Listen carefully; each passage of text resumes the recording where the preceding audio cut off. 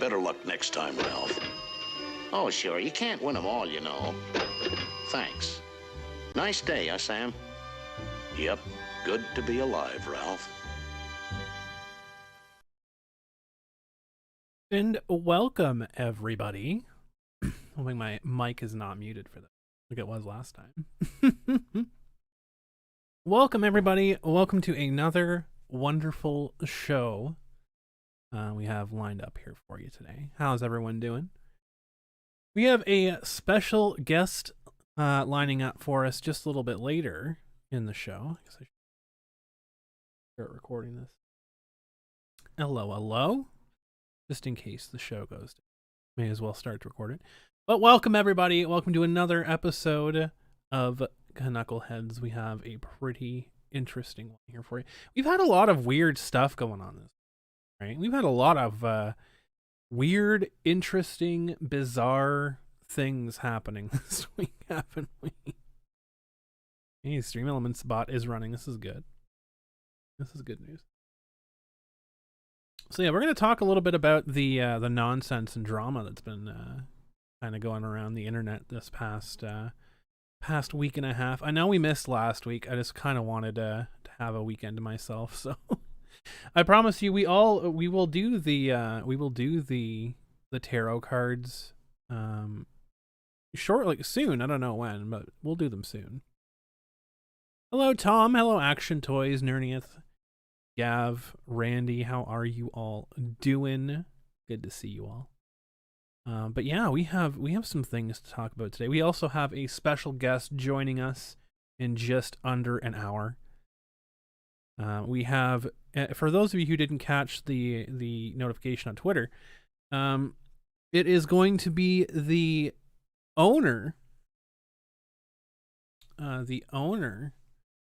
and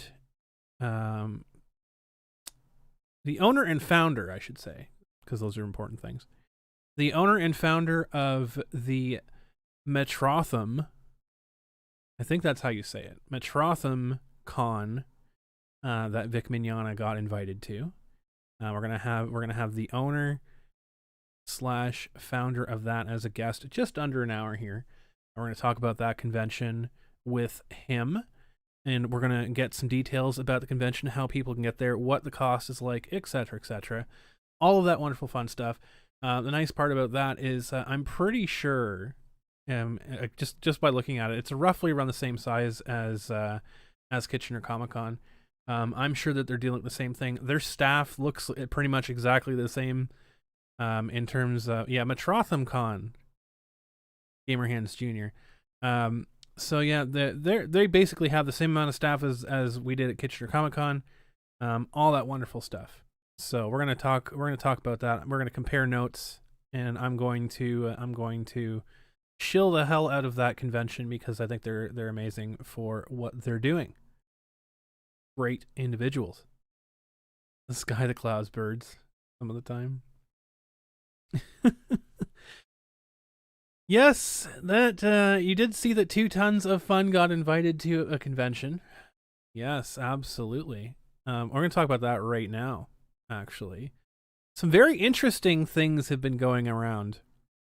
Some very interesting things have been going around. So we're going to talk briefly about the drama surrounding Metrotham Comic Con, which, I mean, there wasn't a lot of drama surrounding it. There was a lot of drama that was trying to get into it, but they kind of kicked it to the curb, which is nice. Unless there's an earthquake. But yeah, to start off, we're going to talk briefly because the reason that I was a couple minutes late here, because it just came across my notification desk. The reason why I was a couple minutes late here, yeah, I did, Gav. I think, see, here's the thing, right? I noticed just before the show went live that a certain convention, which I'm not going to give any publicity on this video. If you want to find out what convention it is, go check out my Twitter, because I've mentioned it on my Twitter. But a certain convention that has invited a certain lunatic who loves to insult congoers and make fun of congoers and look at them just as walking wallets that she can steal money out of, or tries to steal money out of, because no one actually wants her autograph. She got invited to this convention, and this convention has been not doing so well on Twitter since that announcement, right? They've been getting people sharing their opinions about the guest announcement, much like, people have been doing about other people. Turnabout's fair play. People are sharing their opinion. People are sharing factual information. And it came to my attention just before the show went live that they have been hiding the tweets of the individuals that have been posting the factual tweets and the factual information. So I decided to make a statement. Now, I'm not going to say, don't contact these people. But what I would say is, because I think I think that convention is your stereotypical big box, like quote unquote big box store convention, right? You posted on their Facebook page asking why they didn't invite a person, why they did invite a person who's made racist tweets and they haven't taken it down yet. This is what I mean. This is the point that I'm getting into right now. This is your typical big box convention, right? This is your. I would say it's probably about the same size as a fan expo. It's dwarfed in comparison to San Diego Comic-Con, but this is your stereotypical big box convention that has a bunch of people working for it, and the people at the top don't necessarily know what's going on all the time, which is a problem, right? This is a problem. Sunlight's on the green screen, so it's going to cause a bit of an issue in the top there, so bear with me. So I don't think that the ownership knows what the person who is on the Twitter account is doing. So, for my advice to people out there, if you want to take a positive action towards this, I would say reach out to their press contact, their press email. It could go to the same person. I don't know. But the point here is, info usually goes to a generic inbox. Your press email goes to the person who is above, usually the person who is above whoever's handling the social media accounts. Because that's a person that talks directly to like news sources, etc. So if you have concerns, or if you want to bring up the fact that a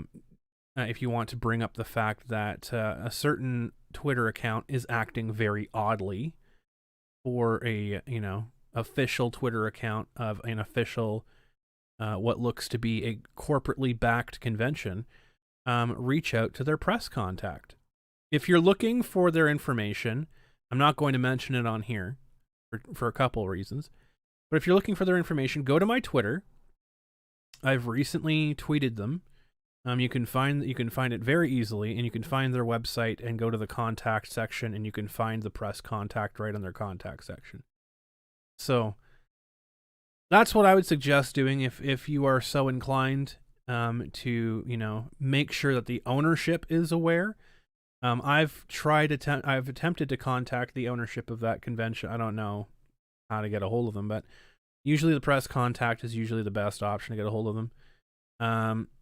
I've asked them for a statement. If they have a statement, I sent them some screenshots of some tweets of said individual. So we'll see. We will see. I mean, ultimately, I don't think that a convention, when we're talking about a corporately backed, sponsored, bigger than independent convention, would really be jeopardizing anything visual. Exactly. Just send the tweets. send your thoughts on it, etc. I don't think that they would be risking any sort of PR nightmare, even in the slightest, for someone of the caliber of who we're talking about here. I mean, we saw that for the convention that ended up pulling the plug on another individual over literally nothing. But yeah, I think that would probably be the best, because here's the problem, right? You have individuals that have their own individual opinion working for conventions. We've seen this tons of times, right? You can have this person say that I am the this of this convention, blah blah blah blah blah. I'm the most powerful person, blah blah blah blah. You talk to the ownership and they have no idea who the hell that is, or they know in passing who that is. Happens all the time in the Anime North. Happens all the time in Sen Junior. Happens all the time in the fan expos. It's like you have people that get into positions that think that they're more important than they are, and then they step out of line, and they do stuff that's going to put the convention in jeopardy, for their own selfish gains. So, first of all, we have to figure out, number one, is the ownership aware and complicit with this behavior? If they're not, then it's not the convention's fault, it's the individual's fault, and the individual needs to be dealt with accordingly. Because it very much looks like, at least to me in my experience, that it's the individual at this point that is running the social media accounts that is doing all of this nonsense. Now, speaking about nonsense with people running social media accounts, someone from this con is making tweets, but it is not the proper. No, Gippy. The thing is they're making tweets in the proper position. Yes. However, when the public is displaying its disdain or disapproval for a specific decision, they're hiding tweets from those individuals only. So, if you're making a controversial post, right? If you're making a controversial announcement, there's two ways to do it. If 99% of your responses are negative, my opinion, if you don't want the negative opinions on there, turn off the comments. And Twitter has the ability to do that now, where you can make it so that only people that are like added by that particular author can reply to it. Now, and you can curate whatever else. The thing is, Twitter does have the thing to hide replies, but it doesn't actually hide them. You can click a button and see everything that's been hidden. And when 99% of your replies are hidden, it's not a good look, especially when all of them are negative, detracting comments about the person that you just announced. So, if you're announcing someone that's controversial and you don't want to hear opinions about it, don't have comments. Just turn the comments off. I did that with Kitchener Comic Con. The point here is that when you're talking about social media accounts, when you're talking about things like guest announcements, etc., most of your convention and most of your fan base and most of the people that are going to be going to your convention have no fucking clue about the bullshit, petty, nonsense drama, and they don't care, right? Most of them don't care. But the thing is here, you have these individuals, these like dozen or so morons on the internet that want everyone else to know, so they flood comments with them, and they flood comment sections and whatever else. So that's fine. Two things you can do. You can ban them off of your platform so they can't make stupid comments, or you can turn off the fucking comments. Ta-da. So, I mean, that's what I would say. Con has a guest suggestion portal, maybe suggesting a certain beloved VA. Go for it. Do it up. I'm not going to tell you guys what to do or not to do. I'm just saying, like, this is, if you want to see actual change, this is how it's going to have to go. Because for years and years and years, there's been a lot of people that don't have any power in their lives that weasel their way into these positions, and they think that they are God. And they believe they are God, and they put themselves ahead of the convention or business or whatever else. And then they go around and they smear shit on the walls, and they do everything in their power to break things down. And because they don't have any repercussions from it, right? They don't have any consequences. I mean, the worst consequence is that they're going to lose their position at that particular business. The consequence for the business is that they could lose the business altogether. Right? Just saying, if someone has any business sense and sees 100 suggestions for a person, this is what I'm saying, Naren. This is what I'm saying. This is why I wanted to reach out to the ownership of that convention to see if this is their decision as a business person.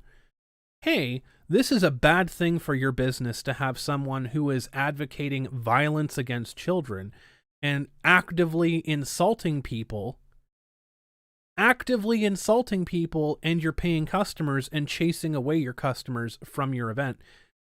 How is that conducive when you have vendors that are your primary customers, paying for spots to be there, and you have a guest who you are paying to be there, chasing their customers away and pissing off your vendors? How is that conducive for your business?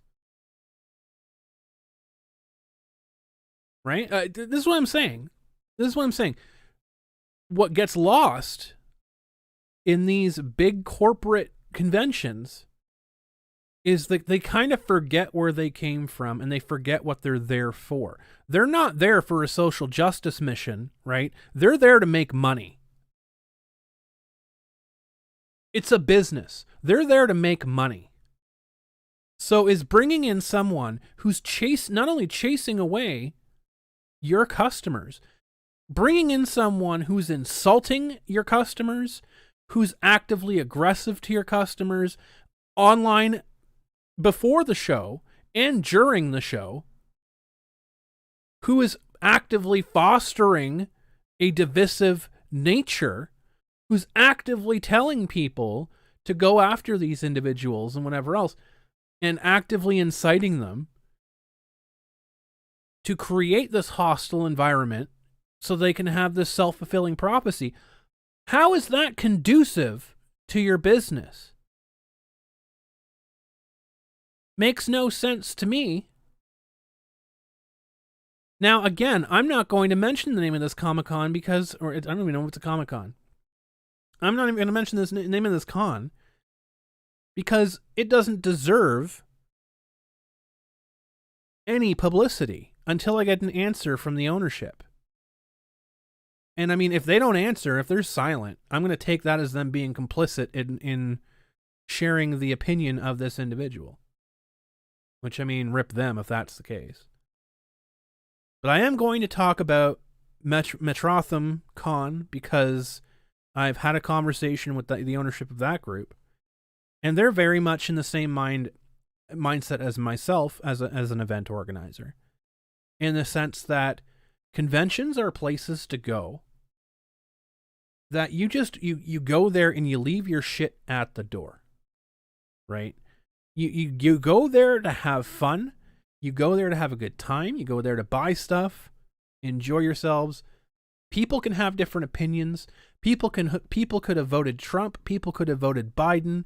People could have voted conservative. People could have voted liberal. No one fucking cares. They're there to have fun because you all share a common interest. Right?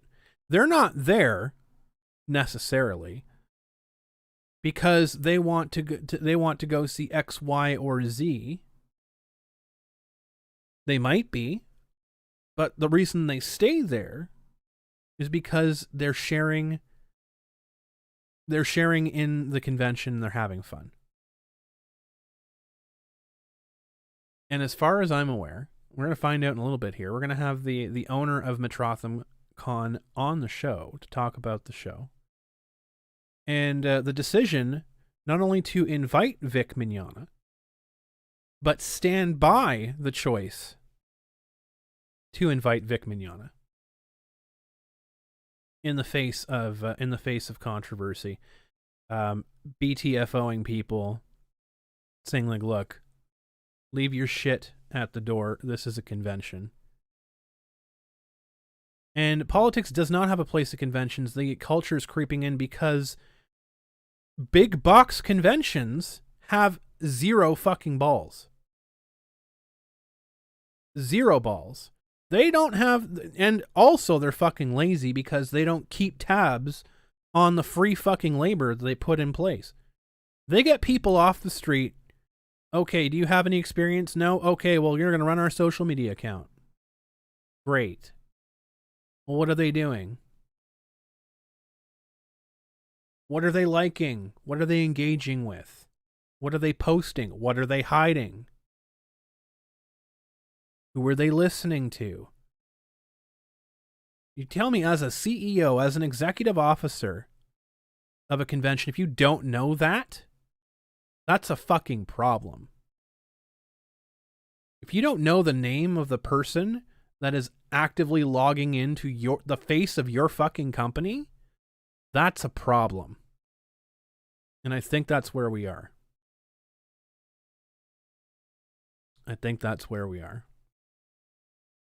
Now looking at it, I think conventions like Kitchener Comic-Con, conventions like Metrotham Con, are doing it the right way. Going back to the roots of what conventions should be. Not just listening to the knee-jerk reactions of people, but actually listening to your paying customers. Listening to your fans. Now I'm going to read you a brief thing, and I'm sure he's going to say it again when he comes on here, but give me one moment.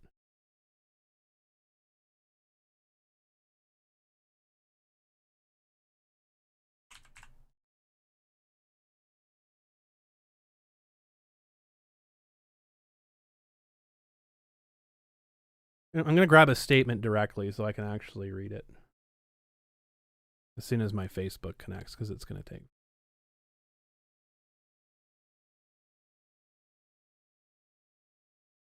I don't want to misquote him. So, regrettably so, I agree. So this is a statement from the owner of Metrotham Comic-Con, okay? "We want to be all-inclusive and celebrate the fandoms. Just leave all the other nonsense at the door. My job is to provide a platform for like-minded individuals to come together, make friendships, and have fun. So that's what we are going to do." Tell me that is not 100% worth people's support and time. Leave your shit at the door.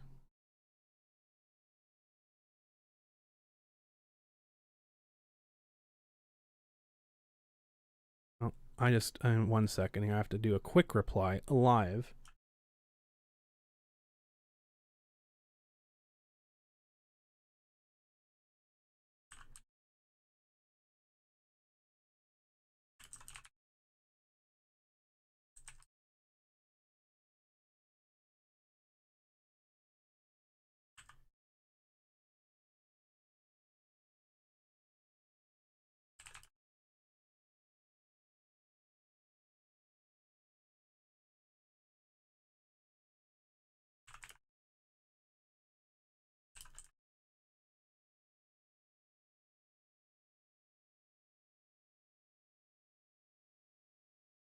I'm not giving them any time of day.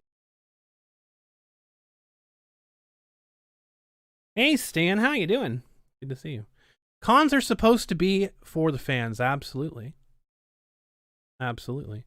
So I sent off an email to that convention that shall remain nameless, but is on my Twitter account, by the way. And the response I got back after my lengthy email to them was, what podcast do you represent? So there you have it. I represent Canuckleheads, obviously. However, I'm also connected with several other podcasts and several other content creators that have several 100,000 viewers and listeners. So,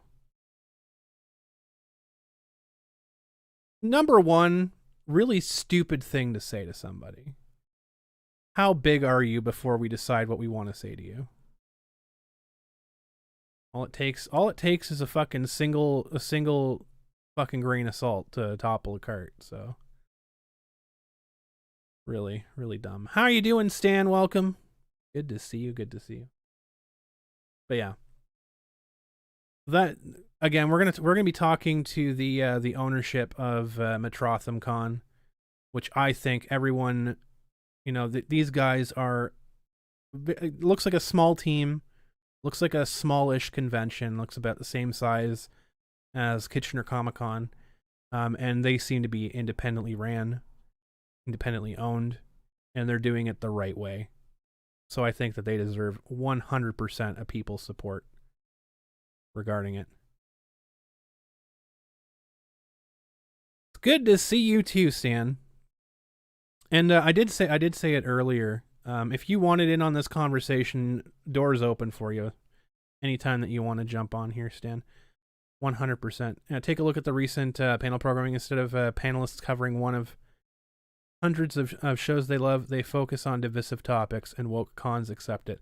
This is a problem. Because,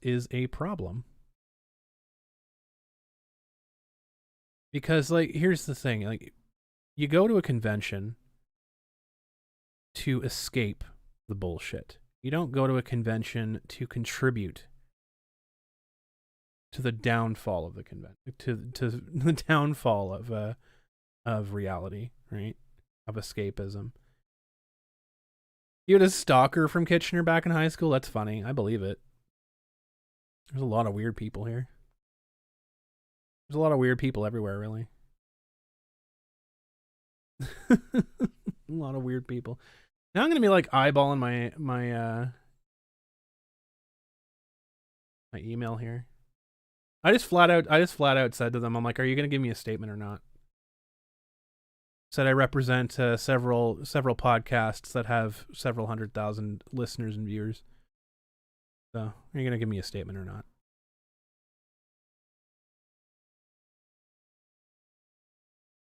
Which, I mean, it's not a lie. I got a statement from them. I'm handing it off to a Nick Ricada. I'm handing it off to a Tug. I'm handing it off to a Yellow Flash.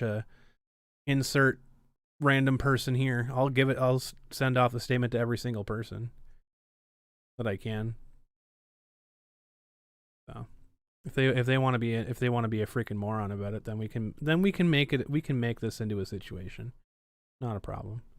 The thing is here. Thing is here that I want to point out, because this is another one of those entertainment companies, by the way. Another one of those entertainment companies that, they think that they're big shots. Let me just tell you this real quick, because if you Google me and you find this podcast somewhere, I 100% believe. Here's the thing, Tom. They're scared because they replied to me. They want to know how big I am. Mistake number one. They should have ignored me. But they're testing the waters to see how big of an issue is this going to be. Mistake number one. So yes, entertainment company out there, whatever insert blah blah blah media company you are. I might be one person, but I'm better than you. I'm better than your entire team. Because I have the one thing that y'all don't have. The fucking spine. So, try me. We'll see how far it goes. Another ex-girlfriend stalking you in Coburg? Oh, brutal. There's a lot of crazy people in Southern Ontario. Lots of crazy people. Insane. But yeah, and so I don't want to get in too much to it. In that case, the scary gator will just scratch the collective faces off. Yeah, I mean, they're scared. They obviously know about it. And here's the thing. Here's the thing, right? This is telling me this might be more than just a single person thing. This is telling me this could be a systemic thing. So if they're scared and they want to see how much reach this is going to get before they make a decision on it, I don't know. I guess we're going to see how far this is going to go.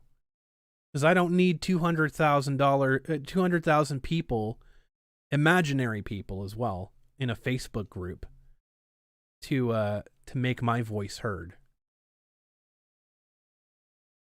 Hello, Mecha J. With this many mistakes, man, it's the con not worth going to. I agree. Juliana Menifee, thank you so much for joining. Cons are for escape from the day-to-day grind. Exactly. And we're going to get into that in about a half an hour when we get the owner of Metrotham Con on here. We're going to talk about what conventions should be like. And we're going to pump the tires of this convention. And we're like, so the convention I'm talking, the convention that I'm slamming right now, I'm not naming it because I'm not giving them any publicity. They can fly right off a cliff. If you're looking to find out who I'm talking about, they're on my Twitter account. You can find my Twitter right up there. My finger's disappearing. Right up there.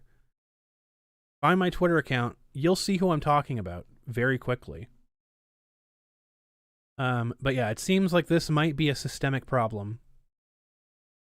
Or it seems that there might be several individuals that are colluding to keep it away from the ownership / executives of that convention.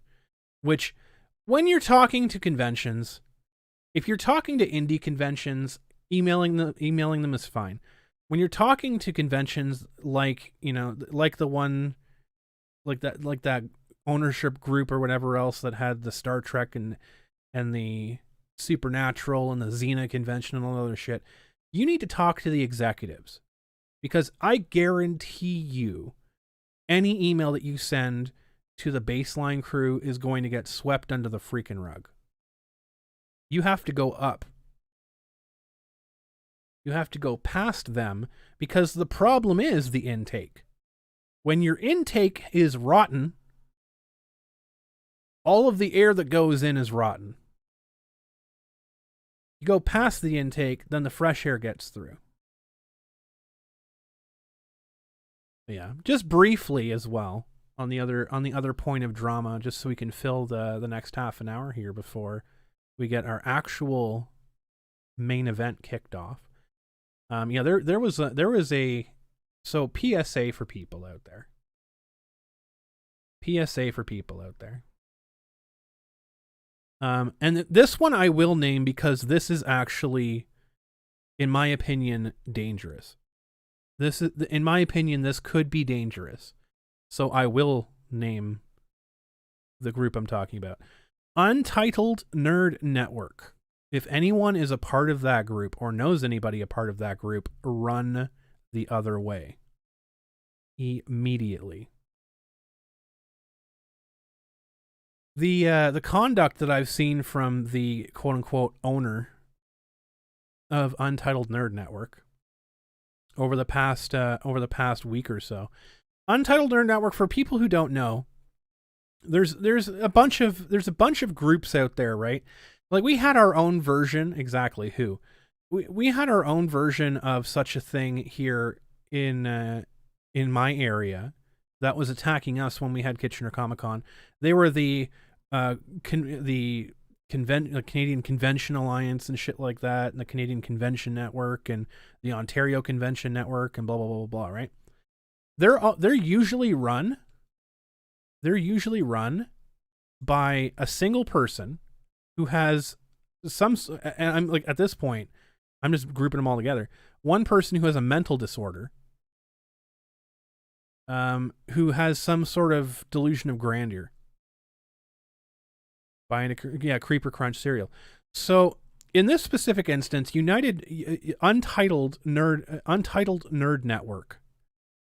Yeah, exactly. It's a group. It is very likely that this group has like paid memberships. Like they purchased bots to follow them and whatever else.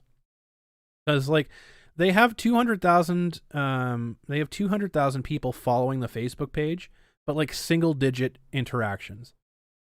They have less interactions than I do. Yeah. Exactly, Toyman. Stan. So, Untitled Nerd Network has on its face a ton of imaginary people, right? And the owner, who I won't name because he's a little weirdo, is a self-proclaimed soy boy, proud soy boy, and has everything. So he has his network page, which originally he had stated it was PG-13, by the way. He linked it to his official UNN Twitter page, which posts nothing but not safe for work content. He is broadcasting nudity. He's broadcasting lewds of various different things.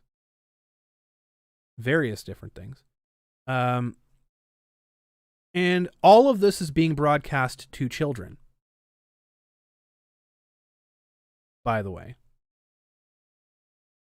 Now, he put up a little tiny disclaimer on his profile of his Twitter page saying NSFW 18+.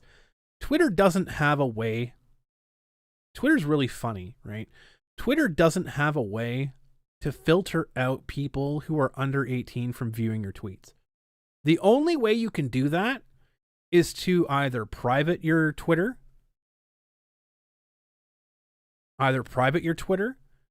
or not broadcast it. Keep it away from the public eye. This manlet, because he's definitely not a man. This person posted the official Twitter account of Untitled Nerd Network, a PG-13 brand that is primarily posting sexualized memes and cartoons to children,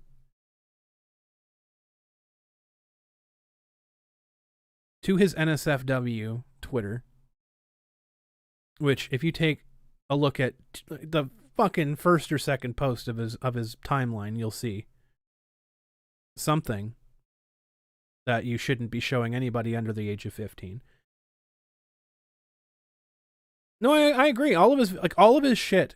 Yeah, all of his shit is single digit engagements. All of it. And this was the idiot that tried to flex on Metrotham Con and say that he was going to use the full might of his Untitled Nerd Network to remove Vic from that convention. Now, kudos to Metrotham for saying they're going to listen to the fans.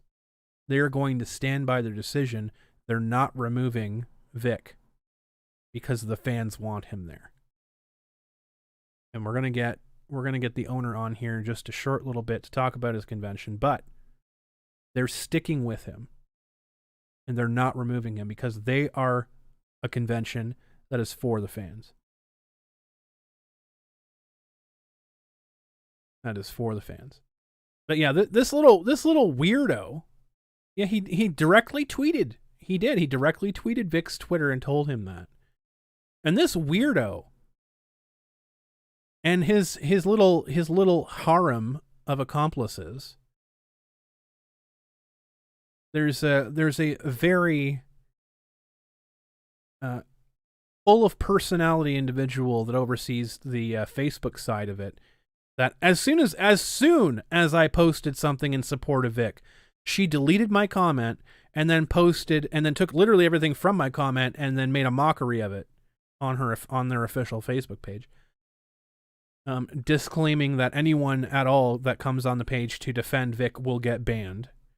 I mean, way to go to show that you're sincere, first of all.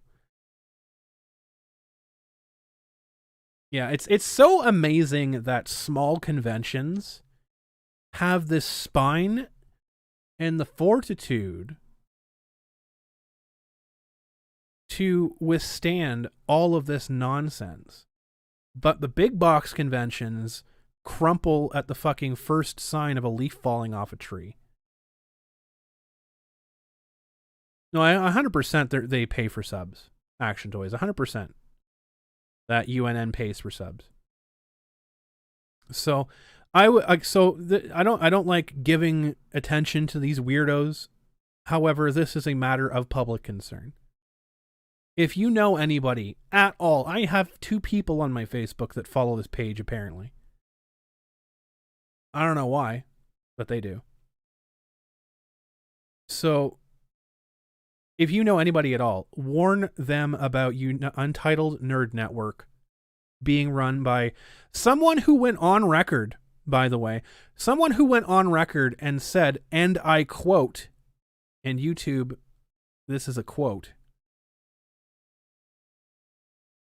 "The word pedophile has no meaning." End quote. Literally says this. Says that, and in the same breath as, I wouldn't let my children go to this convention. Yeah, I wouldn't let my children follow your page. I wouldn't let my children be in danger of being in contact with you or anyone that supports your bullshit in the Untitled Nerd Network. Unbelievable. Unbelievable. That literally have to pay to have people follow them to that extent and have zero engagement, which I'm pretty sure 9/10 of the engagement is their own people as well. But here's the kicker, right? Here's the kicker about this.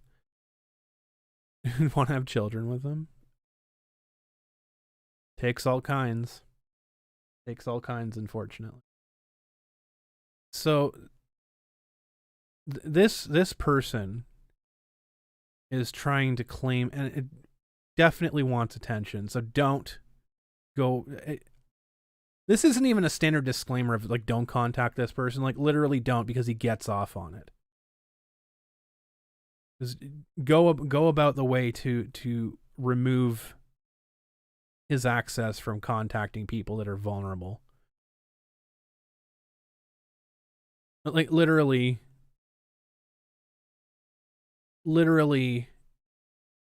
tries to act like a victim after spending 2+ years trying to get attention from literally anybody on the Kickback side by kicking the hornet's nest over and over and over again. And after 2.5 years of trying, finally gets notoriety and then rolls over like a soccer player. Jesus Christ. So the only reason I'm bringing it up at all is because of the dangers that individual posts. Because he says, and I quote, when giving a reason as to why he thinks it's okay to show pornography to underage children, he says, and I quote, "Everything I have done has been with consent." End quote. Now think about that. I'll give you guys a minute if you need to refill your drinks after that fucking statement. But yeah. dangerous individual that I think people should stay the hell away from. I think that people need to bury that as far as it can go. Because that shit is just absolutely disgusting. Absolutely disgusting. So, yeah. On a lighter note,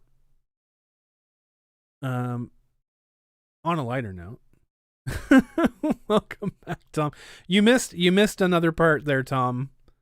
I won't say it again. I think you probably go back for a double shot. Just filling your whiskey glass. Yeah, consent's a magic Shambhala word that they use to shame others and vindicate themselves. You keep saying that. I do not think you know what that means. The person's comments online's gotten the attention of Kiwi Farms. Oh boy. Good job. It's over now. Well, hello, Jernabog, when you finally get here. You're watching it from the start. Good job. You feel they've doxed him already? His personal info is public available and also provided by this tool. Yep. Yeah, you have to catch it on the replay, Tom. I would suggest a second glass, because you might end up throwing the first one. You may end up throwing the first one. Yeah. We're about 10 minutes away from getting our guest in here, our main event for the day. So we'll be getting to that shortly. No feedback from CreepyCon, by the way. I asked them straight up, "Are you going to give a statement or not?" And I haven't heard back from them now. So here's the thing, just to wrap this up nicely for new people that are showing up. You can't be wasting your Jim Beam. For new people that are showing up now, I was talking about a convention to start this show. It is not Metrotham. We're going to be talking about Metrotham in about 10 minutes with the owner. Give or take. I'm going to give him some time to get on the show. And I was talking about another convention that you can actually find the convention I'm talking about on my Twitter account. Go to DarksideEV. You can get the spelling up there. DarksideEV, you'll know exactly who I'm talking about. You know exactly what convention I'm talking about. Inviting a certain individual and subsequently censoring the free speech and censoring the tweets of people who are detracting and who are sharing their opinions about their guest signing, et cetera. And yeah. So I had noticed just before the show that they had started censoring tweets and started hiding tweets from people who were detracting. And so I emailed them, hoping to get in contact with the ownership to see if this is if the ownership is complicit in this, if they are happy that their social media management is censoring potential customers and shooing away customers that are pointing out the history of abusive behavior that such guest has had towards their attendees, documented, recorded, and self-admitted and bragged about aggressive, abusive behavior, might I add. And yeah, so I emailed them, asked them if they had a statement on it before I go ahead and start talking about it, and they came back and asked, what podcast do I represent? Wrong answer, by the way. Wrong answer. You sent photos asking why they're giving a platform to his made deplorable comments about Asians and mass shootings in these times. Yeah, absolutely. People have gotten canceled for less. You just asked why they don't listen to fans and customers, asked if it was an official policy. Yeah. Seriously though. Like, as a customer, right? Anime Con, how is Ron Toye connected to anime? Is he seriously invited to an anime convention? I would throw up in my mouth. I mean, he's connected because Monica has his balls in her hands all the time. That's how he's connected to anime. That's the way it goes. What did you miss? Desi Does Things. You missed a lot. You missed the first hour of the show, but okay. The first hour was kind of a dark a dark side. We're gonna be getting into the light end of it here. We actually have the owner here. Gonna be 1 minute. I'm just gonna mute really quickly. Actually, no. Not gonna do that. We're gonna do this live, real time.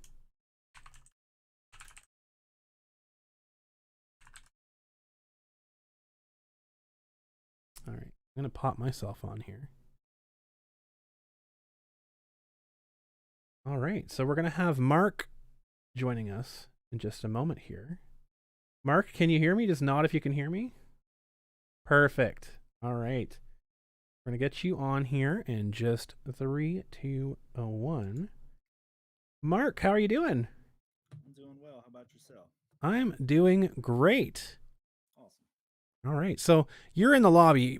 I have the lobby broadcasting on my YouTube right now, so you'll hear me talking and everything else like that. But rest assured, everything is being recorded, and you're live. You're up here. I'm partially covering your name, but it's okay. But it is wonderful to have you on the show. I just first and foremost wanted to say thank you so much for coming on. I really appreciate that. Yeah, and thank you so much for you and your team putting on a great convention. Now, I apologize if I'm mispronouncing it. Is it Metrotham? That's perfectly correct. Perfect. All right, good. And Gotham mashed together. So That's kind of what I figured. That's kind of what I got there. I'm gonna boost your mic here just a little bit, just because like StreamYards has a really weird thing about having bad mic levels. That should work now. There we go.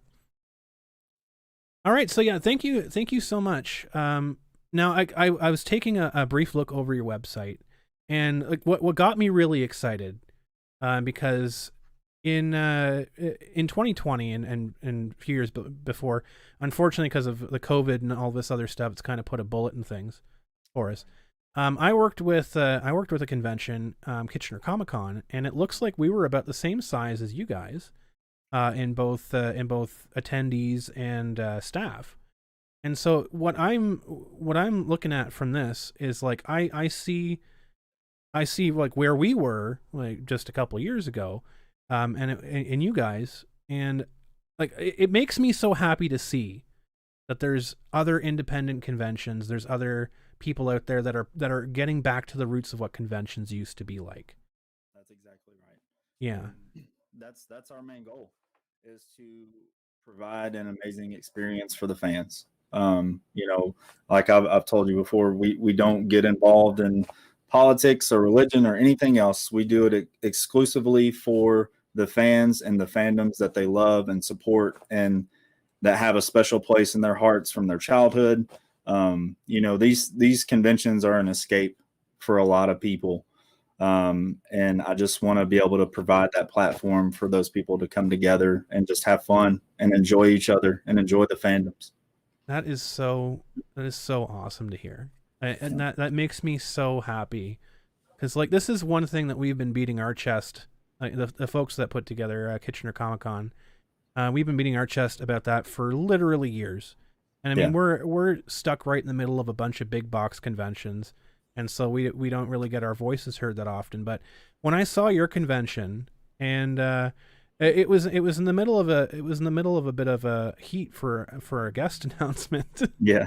But I mean, good things come from the rain, right? Sometimes Absolutely. you have to take a little bit of heat to grow a little bit. And now, what I just want to know, because I don't want to push too much on the situation, because I know you guys probably stressed a lot about it anyways. But I've been there. I was the one that solely handled all the blowback from our 2020 announcement. So I understand all the stresses and nonsense that go behind that. You just want to move forward with the happy stuff. But Yep. how did that come to be? So like you decided to reach out and invite Vic Mignogna. How did that happen? So I met Vic a couple years ago. I met him at Bubba Fest, and I believe it was 2019. Nice, yeah. And and this is right at I guess the beginning of all the stuff that was going on. And I just wanted to go and meet the man, and kind of, I will always form my own opinion about someone. I don't listen to the masses. I wanted to go and meet him and have a conversation and just kind of see what he was all about. And I got nothing but good vibes from Vic. He came across as somebody who's extremely passionate about his fan base. He gives more to his fans than any other voice actor that I've met during this process. He personally responds to each and every one of them who email him or send him a personal message. He truly cares about his fans, and that's just something that I admire and appreciate, because I appreciate our fans who come to our show, and I want to give them the greatest experience that they could possibly have. And I feel like that's what Vic does when he goes to a convention. He's not just somebody that's going to sit back there and be like, who should I make the autograph out to? Boom. Have a good day.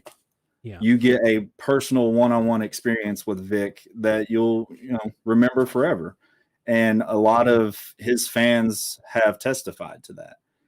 And that's the type of guests that I want to create that all-inclusive fan experience. So it creates a memory that they'll never forget. Well, that is absolutely fantastic. I completely agree. And like I can be a personal testament to the experience that Vic brings. So I think you guys are going to have an absolutely amazing time with him, because he takes shows to another level. Like he goes to another level for his fans, his fan experience, everything like that. It is just so fantastic. Now, I noticed on your Facebook page recently that you guys said that you're doing like a slash of your prices. Yep. Tell us, how much does it cost to go to your convention? So we were priced pretty well, I think, to begin with. It was $40 for a weekend badge. In comparison to a lot of shows, that's pretty good. Yeah, especially for a 3-day show. That's but really good. With us already having the venue fully paid for and everything covered, we know 2020 was a pretty rough year for a lot of people. And I know people are financially strapped for cash. So we're like, hey, why not? So we cut the price down to $20 for the whole weekend. That is outrageous. Yeah. That's so good. And we've got, not only do we've got 13 celebrity guests, and we're horror themed this year. Every year we have a different theme. Next year is Revenge of the 80s. It's going to be an 80s theme. So that's going to be a lot of fun. But we're horror themed this year, but we still keep the multi-fandom aspect. So we have like a walkthrough haunted house, escape rooms. We've got what's called Metrotham After Dark, which is our adult themed stuff. And all that stuff is going to be geared towards the horror genre. And we have several horror vendors as well. But then we have your traditional vendors that come out, anime vendors. Of course, we have voice actors that will be there, Vic included. So we still keep that multi-fandom aspect. And all that stuff, is included. We have the panels, the live music. We do giveaways like crazy. And we just want people to come out, have fun, have enough money left over, because you go to a big cash con, it may cost you $150 just for your ticket. And then you're spending $100 on an autograph, and then you're broke. You don't have the extra money to spend in the vendor hall or get multiple autographs or get that combo, or you get an autograph, selfie. We want people to be able to come and have a good time and have expendable income to, get all the things that they want to get. Because I know events have been few and far between. So we want people to come out and just have fun and be able to afford it and not have to worry about, it breaking the bank.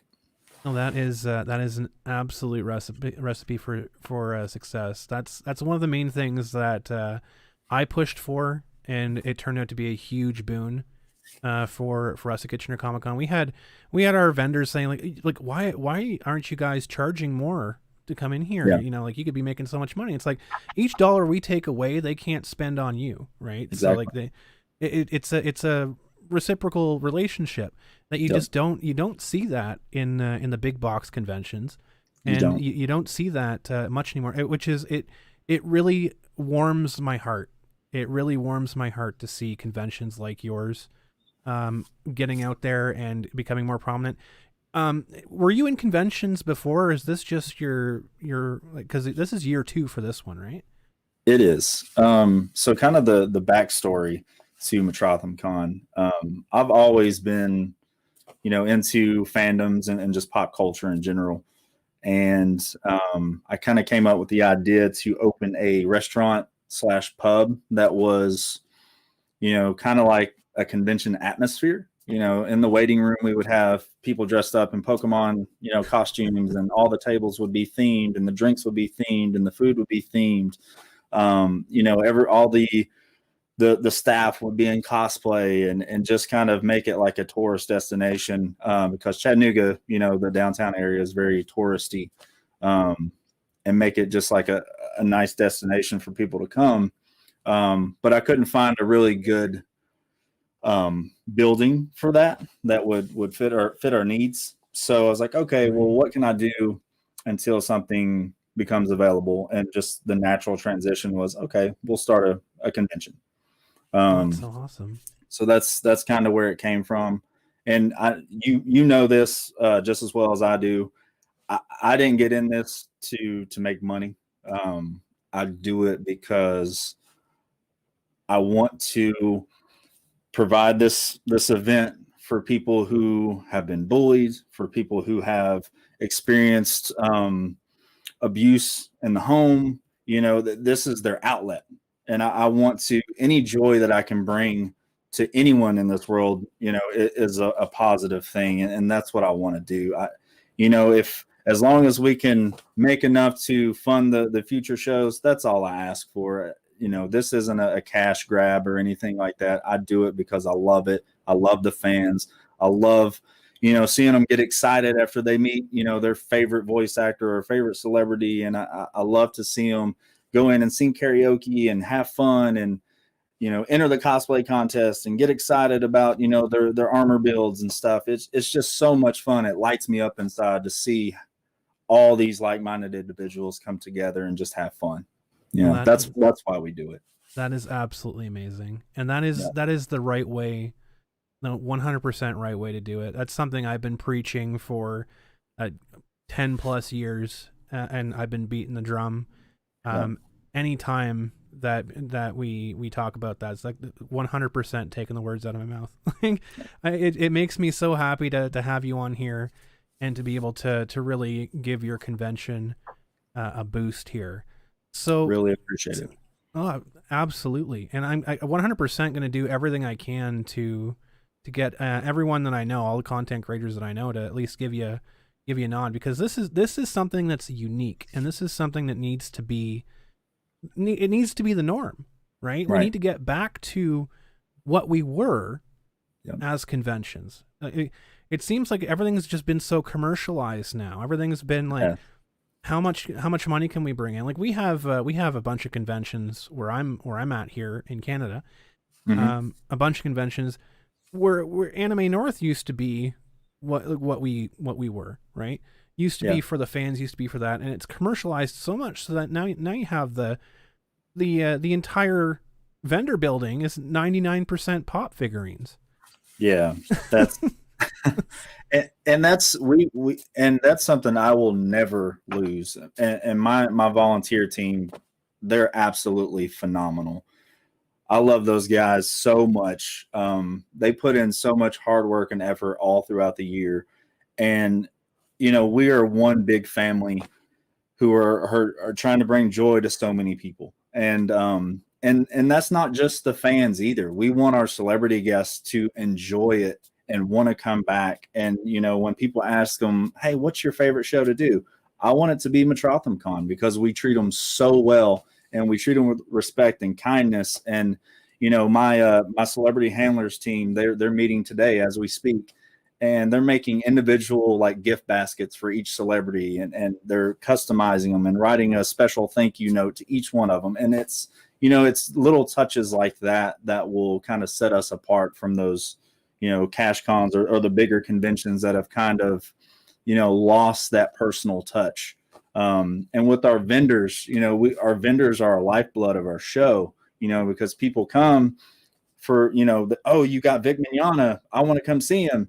They see him. What else are you going to do? You know, you're going to walk the vendor hall. You got to have good vendors, and our vendors pay for our venue.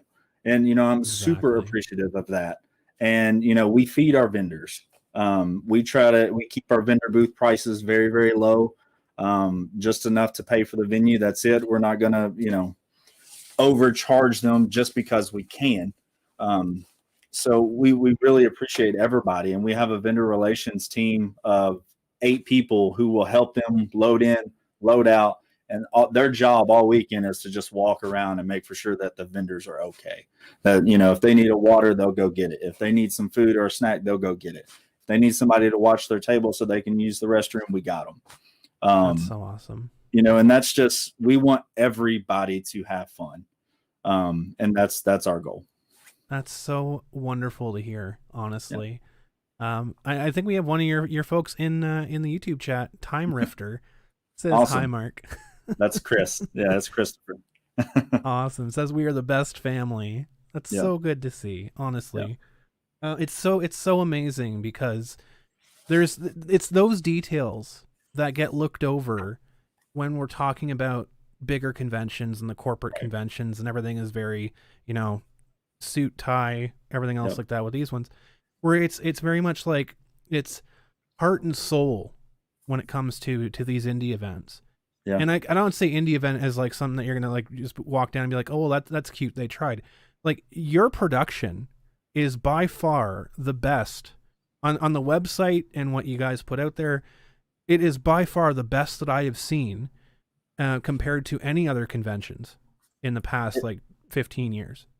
And that's the thing, you know, when I went into it, I want it to be an entertainment, you know, group, I guess, where we just provide all the content that we can for all of our fans and anybody that wants to, you know, participate. You know, we have a weekly live show on Facebook. It's called Metrotham Con Live. The ladies who host that are absolutely amazing. And that's where we do all of our special guest announcements, and all the convention news. You'll get it there first. So we do that weekly. We have a Metrotham Tonight show that we do. Think of Jimmy Fallon and SNL skits kind of combined. That's a lot of fun. The guys that host that are great. Our Vic Mignogna episode will be releasing within the next week. That's so awesome. You know, we just want to provide content. And pre-COVID, we were at an event every single weekend. You know, my marketing directors, they're fantastic. You know, they book us an event to go to every weekend, whether it be at the local theater or the skating rink or other conventions, or, you know, just anything that we can do. We wanted to get out there and get our name out there, because we know we have a quality product to offer to people. Absolutely. We know that people will have fun if they come out. And we just, to be quite honest, excuse my language, we work our ass off for it. You know, year round, my team's going, we're going. And they want to see it succeed just as much as I do. And that's what makes us special as a group. They're in it. It's their convention too. So when people come to Metrotham Con, they will feel that passion and that family atmosphere from everybody involved. Oh, I love it. I absolutely love it. Like, honestly, it's at the point now. I'm hoping that the borders are open so that I can go. Yeah, that would be awesome. I would like. I'm wanting to go so bad now, just for the experience. And we have John Harmon in the chat as well. Says Mark is the best con dad. Hey, John, he's on my tech team, so he'll make That's for sure all the audio equipment and stuff's running properly. That's so good. And I noticed you had a small team. Like this is one thing as well. Like I've personally experienced. I've both been a part of a very large production in volunteering for one of the big box conventions and doing our own stuff, which is much more intimate, much more like close knit family. Yeah. And like it's amazing, like just the stuff that you guys have been able to put together. Yeah. And like and run a weekly show. All of this stuff, like this is stuff that you can't buy. Like you Right. can't pay for this, right? Yeah. This is the heart and soul. And I want to highlight this to people that are watching this because like this takes passion. This takes care. This takes more than just being paid to do it, right? You Right. gotta be invested emotionally into it as well. So Most like definitely. if you want to talk, you want to talk about your team, go right ahead. Yeah. They're, again, like I said earlier, they are 100% invested in it. If I'm like, hey guys, we got an event coming up, they're like, cool, let's go, let's do it. Or hey guys, we got a flyer day coming up, cool, let's go. Where are we going? It's just they're so amazing, and we have weekly meetings via Facebook video chat or Zoom. We've got a meeting coming up this Sunday, actually, an in-person meeting. It's our last big meeting before the show. And they just all come out and you could just feel the love and excitement, and we embrace each other, and we just love each other. There's been so many new friendships created because of this, and I would give the shirt off my back to anybody on my team, and I will always be there for them, and I feel the same about them. I feel like each and every one of them would be there for me through anything. I've got children, and they love my kids like they were their own, and that's just like you said, that's what's missing from most conventions, is just that family unity, of just love and kindness and just having fun. And that's what we are absolutely all about and will always be all about. Because any money that's made from the show, I'm putting it right back into it. I want to make it bigger and better each and every year. That is fantastic. That is absolutely wonderful. And this is one thing, like, honestly, that I've been keeping a finger on the pulse for the convention community for a very long time. And everything I'm seeing right now is more push to, get content to be that get further away from escapism and get people just to use conventions as their platform for their own political purposes, their own independent purposes and things like that. And it's like, it's not what conventions are for. Not at all. Not at all. Like, and we showed last year at Kitchener Comic-Con, and I'm 100%, just speaking to you right now, I'm 100% convinced you're going to show it tenfold this year. That people that disagree with each other can be under the same roof and have fun and just enjoy themselves regardless of their opinions about each other, and like not even know that they could be standing next to, this person voted for that person, or this person voted for that person, or that person likes blue, that person likes green. Because they're not there for that. Exactly. They're there because they share a common interest, whether it be they grew up watching Full Metal Alchemist, or, we're fixing to announce, Kevin Sorbo, and we may get some flack for that, but it's all about fandoms, right?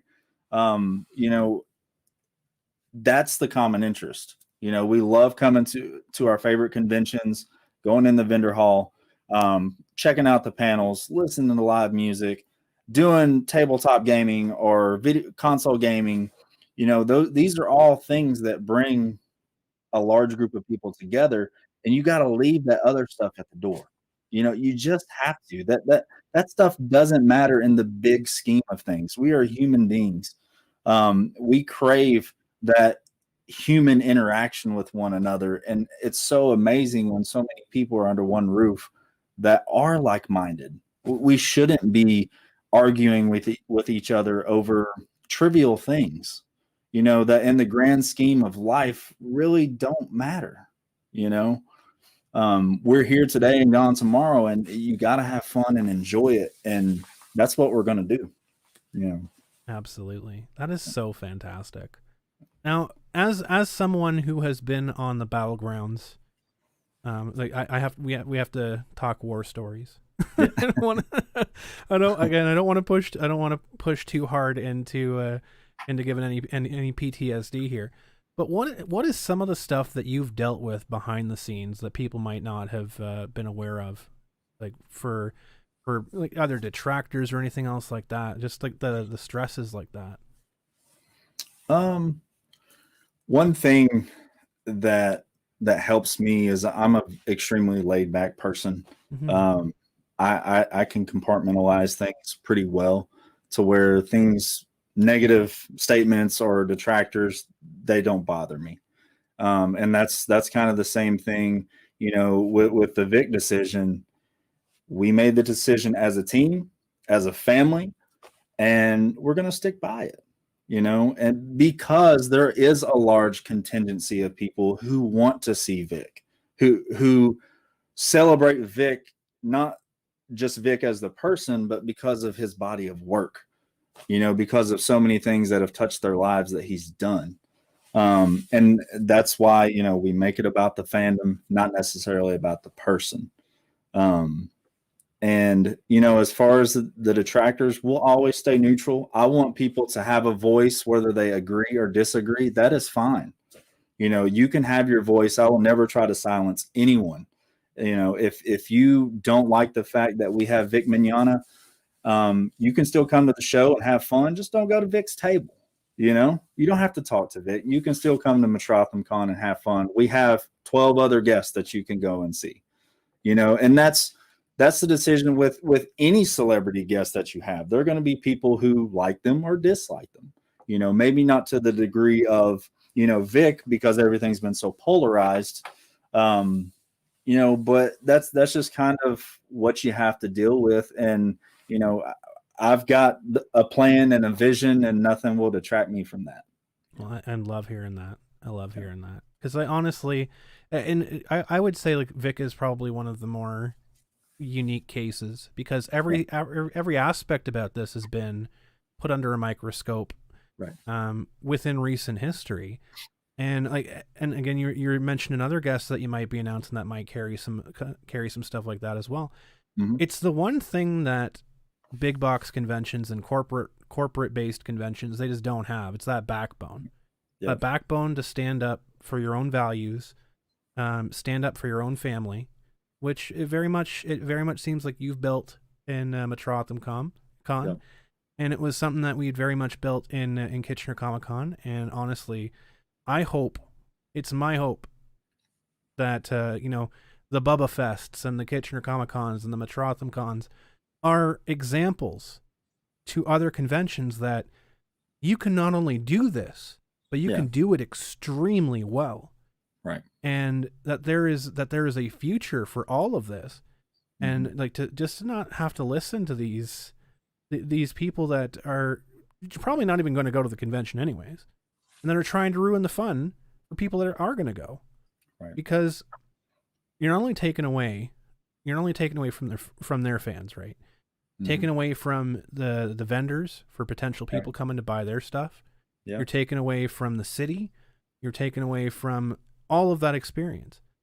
And so, like, I think what you're doing is an absolutely amazing thing. I think it deserves recognition. I think you deserve all the support in the world. I'm going to do everything I can to facilitate that, and hope folks in the chat do as well. But was there anything that you wanted to say now that you have some time? No, I'm just incredibly, thankful, for everyone who has helped us get to this point. And, my volunteers, anyone who will listen to our story and, help us spread the word, because, again, I know in some of the comments, there was a statement said that, hey, the only reason they're doing it is for notoriety and attention. That's the furthest thing. I don't need notoriety or attention. I just want to, you know, help as many people as possible by providing this platform, you know. Again, and I'm so thankful to our vendors, to the volunteers, to people like yourself, to giving us a voice and a platform to come on and touch as many people as possible. You know, to all of our celebrity guests, I'm extremely thankful for them. They also understand that we are in unprecedented times, you know, with the pandemic and everything. And they've been extremely accommodating. That's awesome. Because, you know, what people don't realize, you don't want to go too far into cancel culture and cancel all these wonderful events that you have. Because then what do you have? You know, you should want a local show to thrive and continue to grow, and, you know, the community grows with it. And just the more we grow, the bigger we get, and that's the better content we can provide, the bigger celebrity guests that we can bring to Chattanooga. You know, we're in a really good spot. We're in this nice hub in between, you know, Atlanta, Knoxville, Nashville. There's some big cities kind of, you know, right around us. And, you know, those shows that are in those areas, you know, they've got a big draw, you know, like Dragon Con. They can go out and get any celebrity that they want, you know. But do you want to drive to Atlanta, pay for a hotel, you know, pay $150 for a badge to see, you know, said celebrity, when you can do it right here in your own backyard? You know, you got to support local. And that's the thing, you know, we want to uplift our community, show them what we're all about. And, you know, we're not going to go anywhere. I've got plans to do this until I'm not here anymore. That's awesome. So, and again, because I don't need to get a paycheck from it. I'll just keep putting it in, you know, putting money into it and making it bigger and better every single year. That's and hopefully any of the detractors will see the sincerity and genuineness of myself and my team and our convention. Well, I'm so happy to hear that. So, for people out there that who might not know, when is the show and how do they find it? Okay, so Metrotham Con is April 30th through May 2nd of this year. You can follow us on Instagram, Twitter, Facebook at Metrotham Con. You can check us out on our website. It's www.metrothamcon.com. We've got YouTube channels, all that good stuff. That's awesome. Yeah. I'm gonna post the links here after the show goes off. I'll have all the links in the description as well for people to click and all that wonderful stuff. Well, I don't want to take up too much of your time. I really appreciate you coming out and talking about this. But yeah, thank you so much, and I wish you nothing but success, and I'm rooting for you all the way. You and the team. Thank you so much. Thank you so much. Yeah. Right on. Have a good one. Have a good one. Thank you, guys. Take care. All right. And that was Mark. Now, Joker Jason, I do want to address what you said here in just a minute. But I do just want to say to all the people at Metrotham Con, you guys are doing an amazing job. Keep up the work. It took you 2 years to get where we were at Kitchener Comic-Con by year 7. So you guys are doing an absolutely amazing job. April 30th to May 2nd. Gippy. April 30th, May 2nd. You call him Marky Mark. Oh my goodness. So Joker Jason, I did want to address this. So you're saying, sorry, not fair to classify people who have legitimate complaint about someone's reputation as simply trying to spoil the fun for everyone. So 2 points to this, right? If it was a legitimate concern, taking it up to a convention is not necessarily the proper method of doing it. So number one, what is the concern that you have? Is your concern that someone could possibly do something Or is your concern that there is immediate danger of something happening? Is it because you don't like the person, or is it because the person is a literal threat to do something that could harm people? There's varying degrees here. When you're talking about conventions, we take into account variables such as those. So if someone is a registered sex offender, for example, and they don't disclose that to us in contract negotiations, and that comes up later on, that would be a concern. And that would be a concern that you need to bring up to a convention. If you're concerned because there's a bunch of rumors that a famous person did something, that's not a concern that is valid enough to cancel someone from a convention. You need actual, you need actual tangible evidence when we're talking about this, right? When we're talking about the Vic situation, Vic losing a defamation case where he is the plaintiff is not proof that he did anything. It's just not. There's no police records that he did anything. There's no court records that he was charged with anything or convicted of anything. That's not proof that he did something. And people are trying to spin that as proof. Now, it's a dangerous precedent to set when you hold opinion over fact, because, the entire justice system is built on fact, presumably. But the point here is I'm not dismissing people by trying to ruin other people's fun. I am pointing out the people who are doing it to ruin other people's fun. Because if it's a person in Los Angeles and they're complaining about a con in the UK, they're not going to the convention. Chances are they genuinely don't care what happens to people in the UK unless they go there often. They have no vested interest in that other than the fact that they want to do something and feel powerful for doing it. So the proper thing would be, at that point, if it's something in that echelon where if it's a danger of happening, then bring it up to the locals. Let the locals look into it. Go from there. But this thing of, you have to listen to me because I don't like this thing, or I am uncomfortable with this. It doesn't matter if you're uncomfortable half a world away. That's the bottom line. You don't have to go there to be uncomfortable. I've had people, when I was with Kitchener Comic Con, when we announced Vic, I had guests, I had individuals, I had imaginary people on the internet tell me how they were going to be uncomfortable if he was there.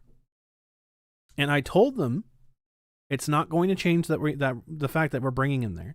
But here's the point. They don't need to go near him.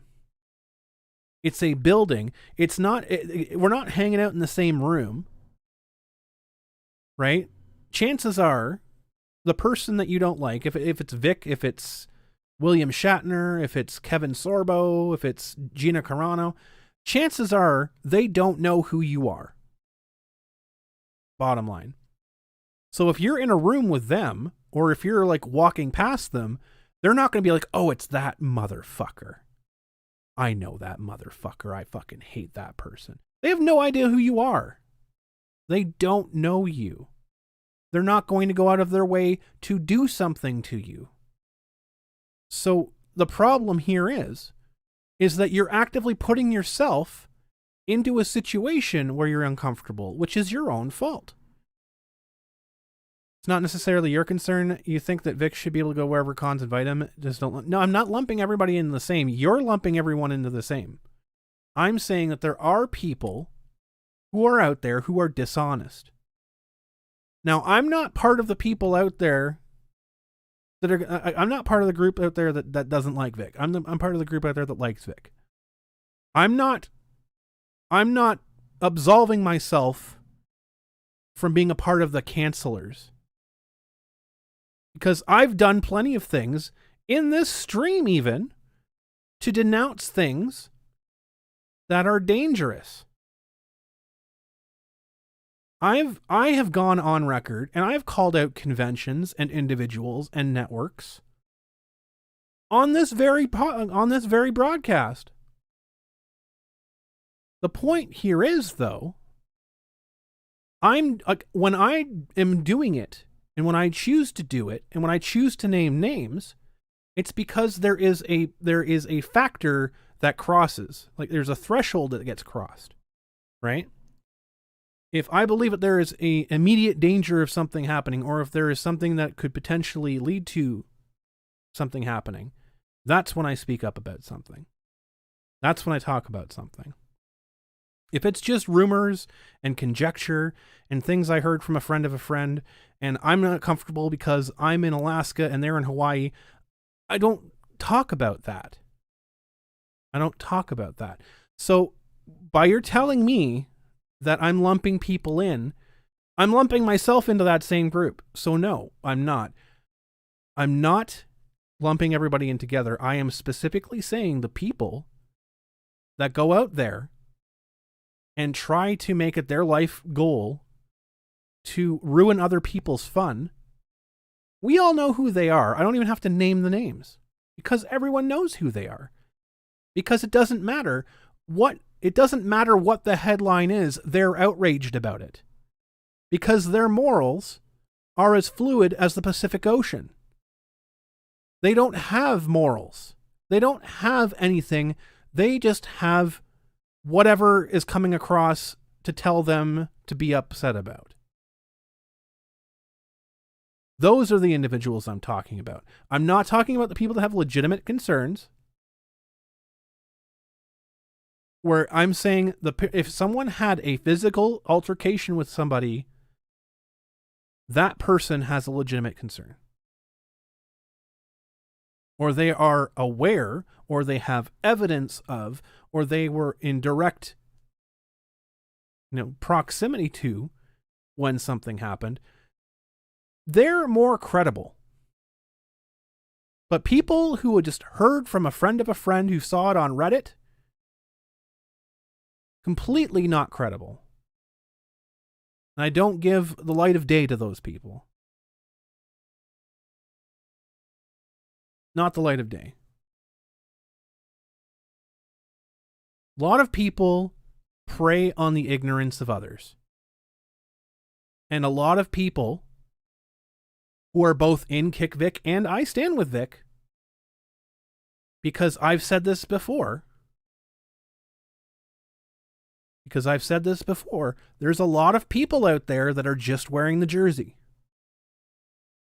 And as soon as they're bored, they'll put the other jersey on.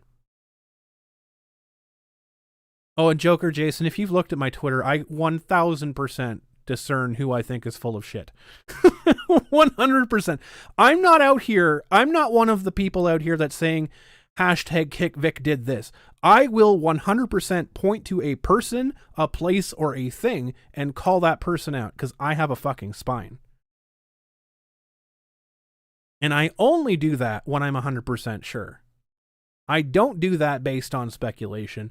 I do that when I am willing to put my fucking name and my reputation on the line to call that thing out. 100%. Because there's way too much identity politics going on. There's way too many chaos seekers out there that will be willing to put on a fucking clickbait YouTube or Twitch or Reddit thing and make the most outrageous things, because they're literally nobody. So what does it matter to them if they say something stupid? What does it matter to Han Leia that she made up a completely ridiculous accusation that was about someone completely different than who she accused? Doesn't matter to her.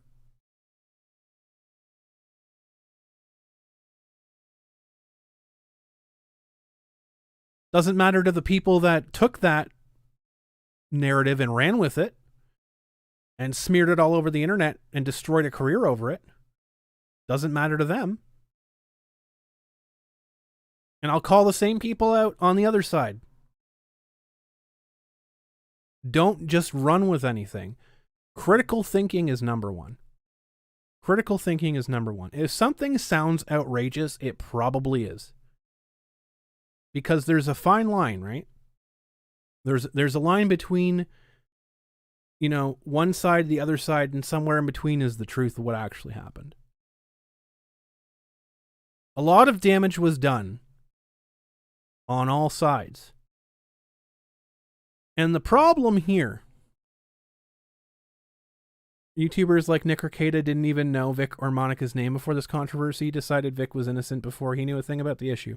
I'll tell you something, Joker Jason, that I told Vic straight to his face. I told Vic this when we had him at Kitchener Comic Con, when I met him for the first time, when we sat down for sushi dinner. I said this to his face. I said this in front of Nick Arcada. I said, when I first heard about this entire situation, I thought, well, wow, that's really fucking shitty. I can't believe that he would do this. I didn't know who Vic was until the IO9 article. I mean, I knew who he was. I just didn't know his name because I knew Alfred. I knew Full Metal Alchemist. I knew all of his characters. All of it. I knew all of it. And when that IO9 article first came out, I'm like, wow, I can't believe this would fucking happen. Like here we go again. Just another fucking drop in the bucket. Just another man in, you know, Hollywood, blah, blah, blah. I was against him. I didn't believe it. Well, wouldn't say I didn't believe it. I believed the article about him. Until it came out that IO9 changed his answers. That IO9 curated his answers. And then I started thinking, I'm like, well, why would they cut off his replies? I thought to myself, hold on a second. If he was guilty, why are they cutting off his answers and they're not including parts of his answers to make it look like a certain way? Then I did some research into it. Then I started looking into things. Then I made my own decisions. You see where it's going. Eventually, the facts led me to my conclusion. And after a bunch of research, couldn't find a goddamn thing about him. I found more stuff that correlated to other voice actors than I did that crossed him. So my point is, not everybody out there, not your average person out there is like me, right? Because I'm a lunatic when it comes to this stuff. It took me something like 3 or 4 months of research before I came to that decision. Before I was comfortable enough to look at it and say, okay, something is going on here. I don't quite trust this. Then I got to hear all the stuff about the lawsuit, and all the lawsuit stuff came out. And looking at it from a psychiatric standpoint, I'm not a doctor, I'm not a lawyer. I had a minor in psychology in college. So I know a little bit about my stuff. I just don't have any degrees. So looking at all of this stuff, I can see the behaviors, they don't line up. I can see certain things that don't match what was being said, and the people that were making the accusations were acting like they were lying. They were acting like people who were not being truthful. So all of that situation led me to my conclusion that I had believed what Vic had been saying. And the fact that the truth that was coming out from the defense kept changing every month to make it better for them. The stories kept changing. Timelines kept changing. Severity kept changing. So that's what it is. And that's what I mean. Majority of people will not do that work. A majority of people will look at the first thing that comes across their timeline and believe it. Which is what the individuals I'm talking about are doing. And, might I add, people who are dogpiling to support them just because of blind support, because, believe, that's a dangerous thing too. Because when you're talking about actual assault survivors, actual victims, and you have people who are wearing the skin of victims, standing up and taking the attention away from the actual problems because they want their individual stories to be told, as opposed to they want to change the system in which is promoting this situation. You can see very, very quickly, you can identify very, very quickly who's playing for the team and who's playing for themselves.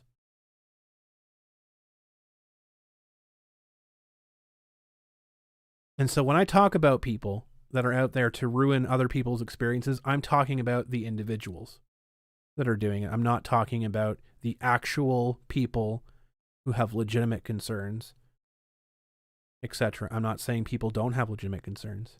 Some people may. Find to criticize IO9, but Nick Rekieta is the most mean-spirited dude out there. In it for money, sells mugs, t-shirts, super chats. I mean, and you can hate Nick Rekieta too. He has never once, this is one thing I will say, Joker Jason, and you can't deny it. He has never once come out and said anything opposite of what he is. He's been very loud and proud capitalist. He is very happy to make money off of other people's stupidity. He said that multiple times. He has never once claimed to be a moral arbiter. So he is what he is. But the fact of the matter is, he's a lawyer and I'm not, right? He's a lawyer and there's a lot of people that aren't lawyers. And he's a lawyer that has spent a very large amount of time talking to every, well, not every, because he hasn't talked to Monica or Ron, but he has talked to a lot of people that have been involved in this situation that are willing to talk, which is more than most people. Now, I took it one step further. I reached out to Ron Toye, and we talked to Ron Toye. And we had him on this show. We gave him his chance to talk. And I did that 100%, not goading him into fights. Whatever happened from it, happened from it. But I gave him his chance. I gave the olive branch. I got a lot of fucking flack for it. But I did it because I wanted to hear, without third parties telling me that I should or shouldn't like him, right? Very much like Mark, I make my own decisions about people. I don't get told you should hate that person because it's that person. I don't do that. I let people's actions speak merit for them. Do I have any issue with him spreading rumor about Funimation VAs actually plotted to have Vic kill himself? Proof of that? I mean, I don't know. The Sabbat won't talk to me. I invited Rial on the show. She won't talk to me. Jamie Markey has no idea what day it is. There's no point in talking to her. I have attempted to talk to these individuals to see if there is truth behind that claim. And they refuse to talk. So the only thing I am left to make a decision about then is the evidence in front of me. I don't know if they plotted to have him kill himself. I have seen record of Sean Schemmel go off on Vic about random shit. I don't believe or support or deny that rumor. I'm not the one out here shilling the rumor. Talk to Nick Rekieta if you have a problem with Nick Rekieta shilling a rumor. I'm not reporting on it. I have no opinion on it. I mean, evidence suggests it's possible, but there's nothing that shows that they were conspiring to do it. I mean, I would assume that's probably what the discovery was trying to look for.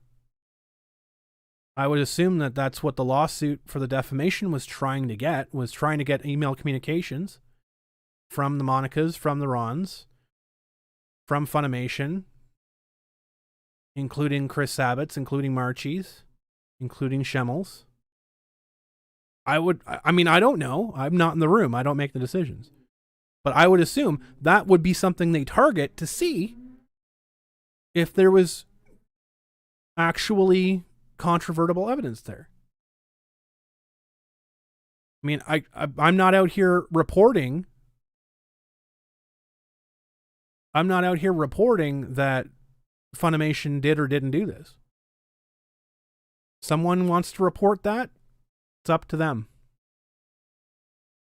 I'm not going to talk about it though. I can tell you what I've heard from Vic and how people made him feel. I can tell you that the actions that people took and how that seems to have affected people, that's about all I can tell you. Are they innocent until proven guilty as well as Vic? Everyone is. Absolutely everyone is. That's what I'm saying. Like Tom B, like, she said that she wanted his head, she wanted his balls, she wanted him to pay. She wanted him to pay. For what? She said in her statement that she was ride or die. She was just doing what she was doing to support Monica. She didn't actually care about the situation. She was just helping her friend. From her own mouth. So, I mean, that seems pretty malicious to me. If it was that big of an issue with the hair pulling thing back in the day, she doesn't seem like a person that would have kept quiet about it. But hey, I don't know.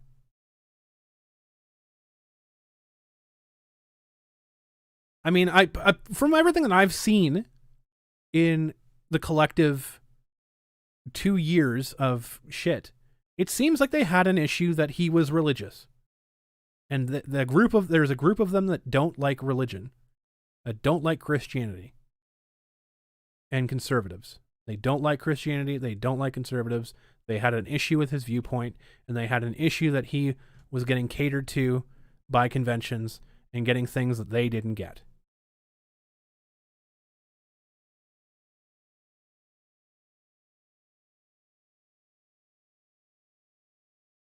I never said it was a murderous conspiracy.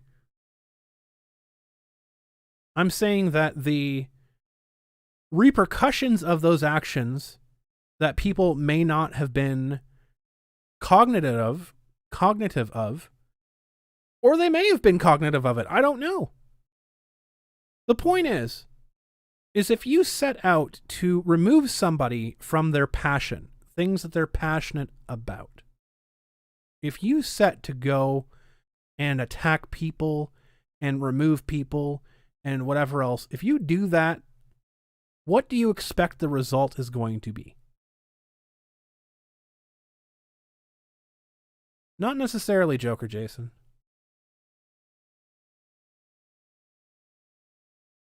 Oh, I just wanted to remove him from his fans and destroy his career. I didn't know he was going to kill himself.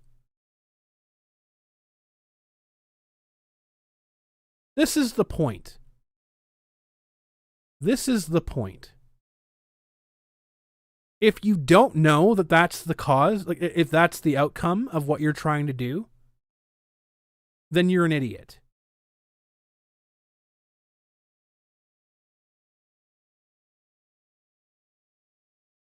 You should automatically expect suicide.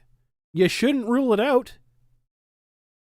If there's one thing that I was learned from a very, very young age, don't fucking bully people. Don't bully people. Because you don't know where they are.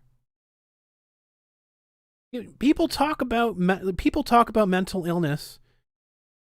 You know, we have like the let's talk days. No one actually listens though. Like, people think it's okay to walk into a store and chew a fucking cashier out who's making minimum fucking wage because of something the company did. It's not the cashier's decision for you to wear a fucking mask.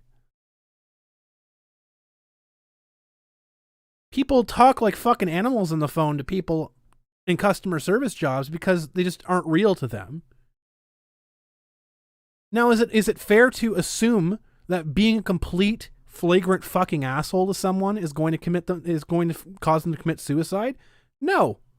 Does it happen though? Abso-fucking-lutely. Way too often.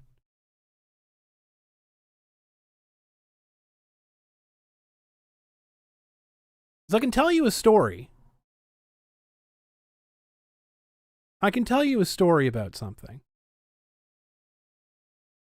The nicest fucking person on the face of this planet would give the shirt off his back to people, okay? Goes out with whatever group of friends, whether they're rich or poor, whether they're honest or scungy, friends with them. Goes out with them. Right?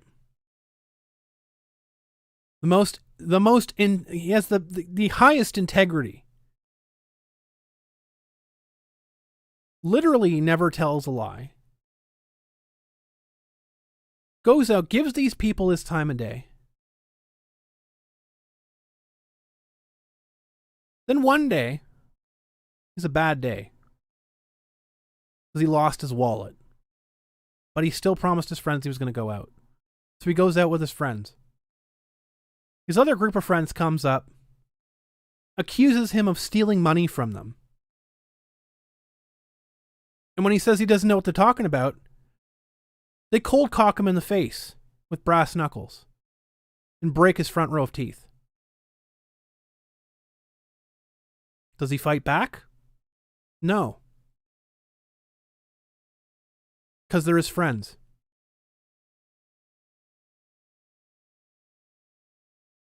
So he goes home. He spends the next 3 days planning on how he's going to kill himself. Because he's just tired of living. Because no matter how fucking nice he was to people, no matter how much fucking kindness he showed to people, they still did that to him. He recorded a message. He set text messages to go out for several days later. And he downed an entire bottle of T4s.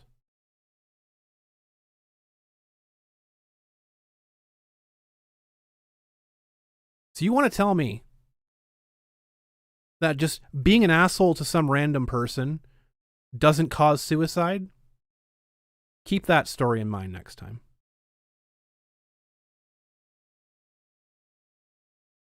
Literally did nothing.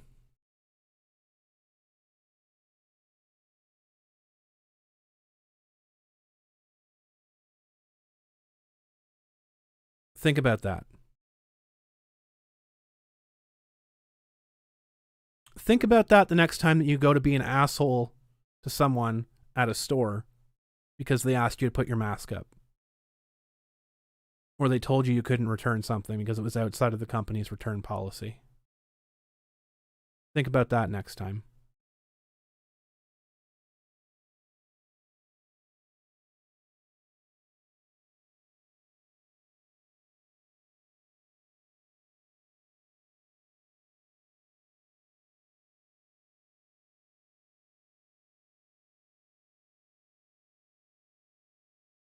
And I don't think that you're willing to understand this, Joker. We can agree to disagree. I don't think you're willing to understand this. I'm not talking about people that purposely put themselves in criticism's way and then can't handle the criticism. I'm talking about people that were minding their own fucking business.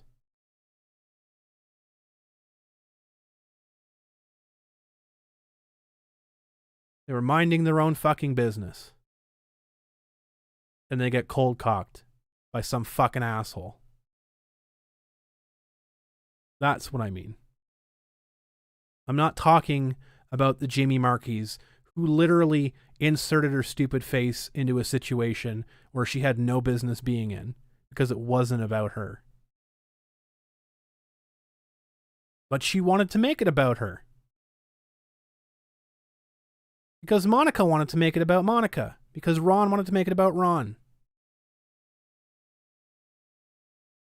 Criticisms warranted.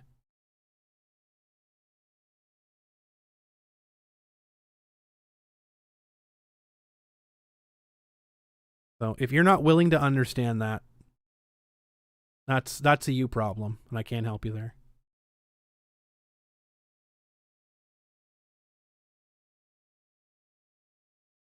Yeah, Vic. Yeah, Tom. Vic did say something about having to take medication after the Kick Vic shit happened. He had to medicate because of the depression. He didn't ask for any of it. He didn't go out there.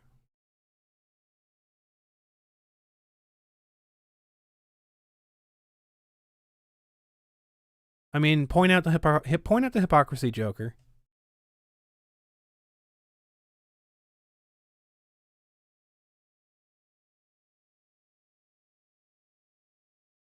Point out the hypocrisy, Joker.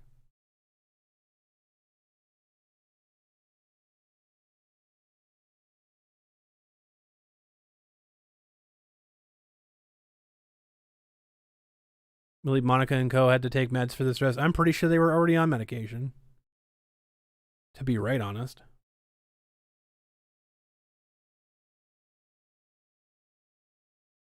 Now you're stating that I'm giving a pass to anyone who's mean. I'm not. I'm saying if you go down to a school with a gun and you start opening fire and then you blame the police for arresting you, saying that you didn't know that was going to kill children, come on.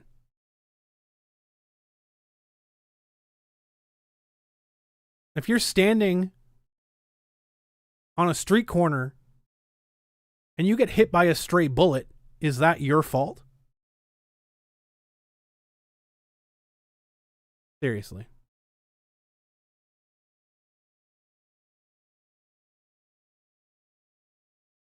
You're trying to bend the situation into an argument that you can win. Joker Jason is SJW Spider-Man, that's fine.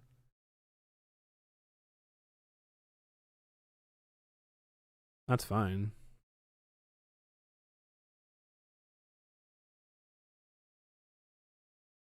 I mean, it is what it is. I give everyone the opportunity to not be an idiot. And yeah. What I will do, if anybody wants to call in, I do have like just like 15 minutes more. Go 15 minutes more. If anybody wants to call in, I'll drop an invite into the chat, depending on how poppin' we are. There we go. Y'all can jump in and we can chat. I'll try to limit the conversation if it's going to go too long, but I mean, you're setting up false dichotomies, Joker, while ignoring the actual point, just to prove your own point, which doesn't make any sense. We don't have to choose between one or two things that you put out there as being our own values. We can have our own values independent. Saturday night, just keep it going. Gav! So I have to be in here so that you can hear me. Gav. Hello. Welcome. Hello. Thank you for having me again. Hey, thanks for coming back on. No, always appreciates. I really enjoyed tonight's stream with Mark, or Marky Mark, I will now refer to him as. Mark is amazing.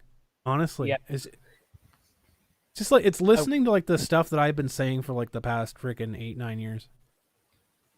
In fairness, I wish I was able to talk to him just to kind of tell him the story of the con I went to where Vic was invited and then they had extra people attend because he was going. Unlike previous years where, you know. Yeah. So how are you doing tonight? I'm doing quite well. It's 12 a.m. in the morning here. My goodness. Yes. My goodness. Yes, I don't know what's wrong with Joker.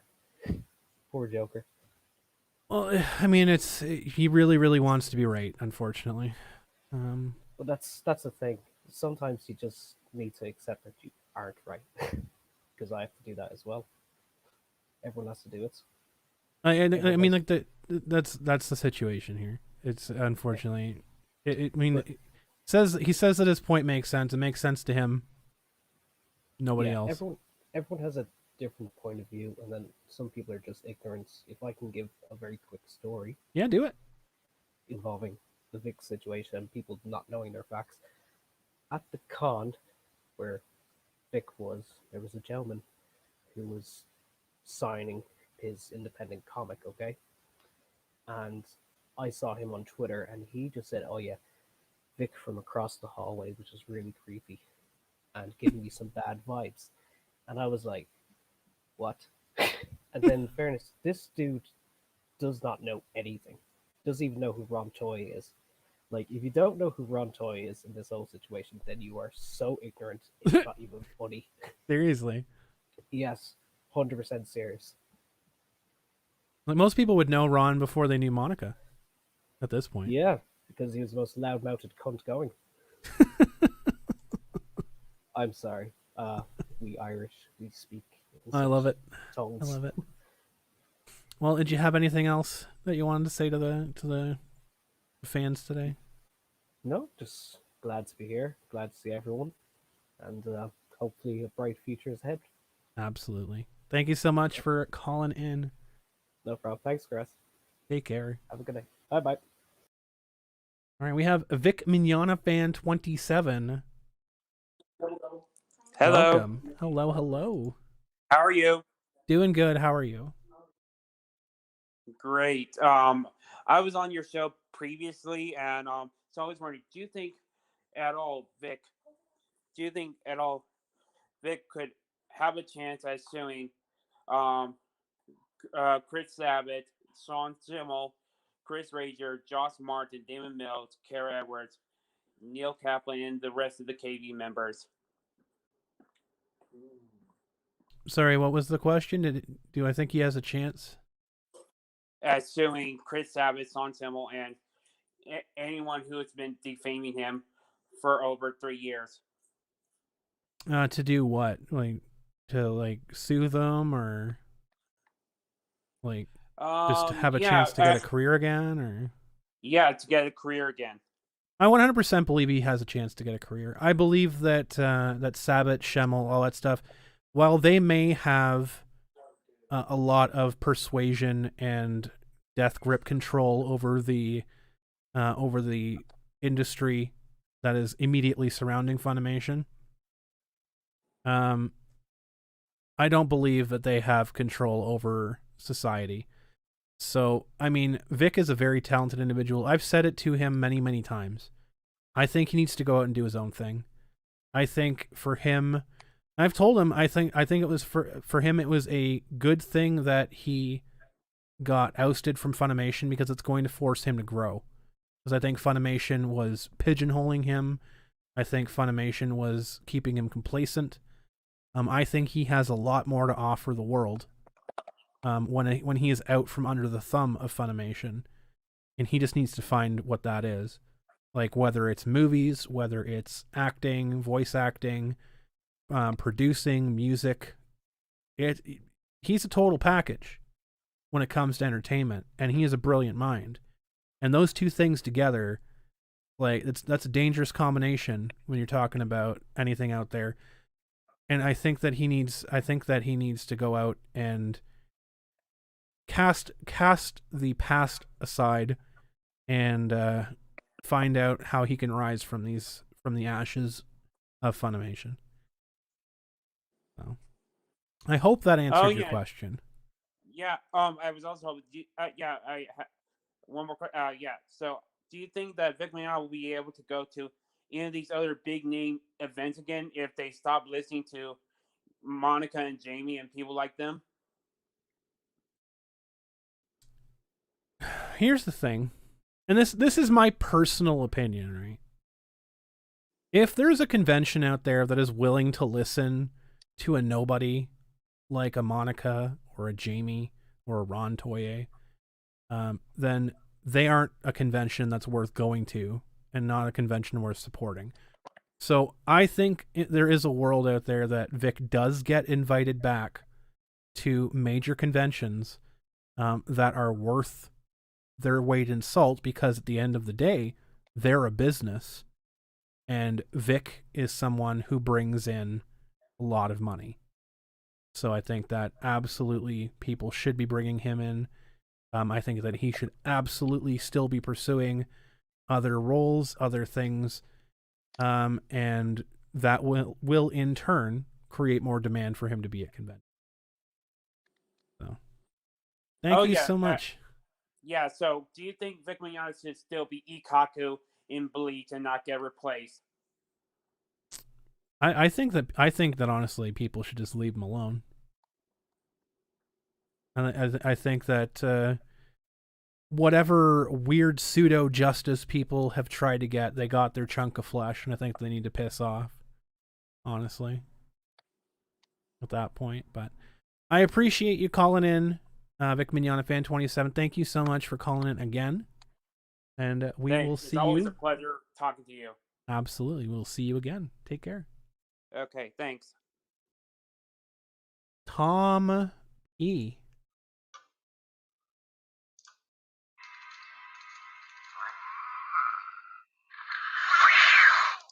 There it is.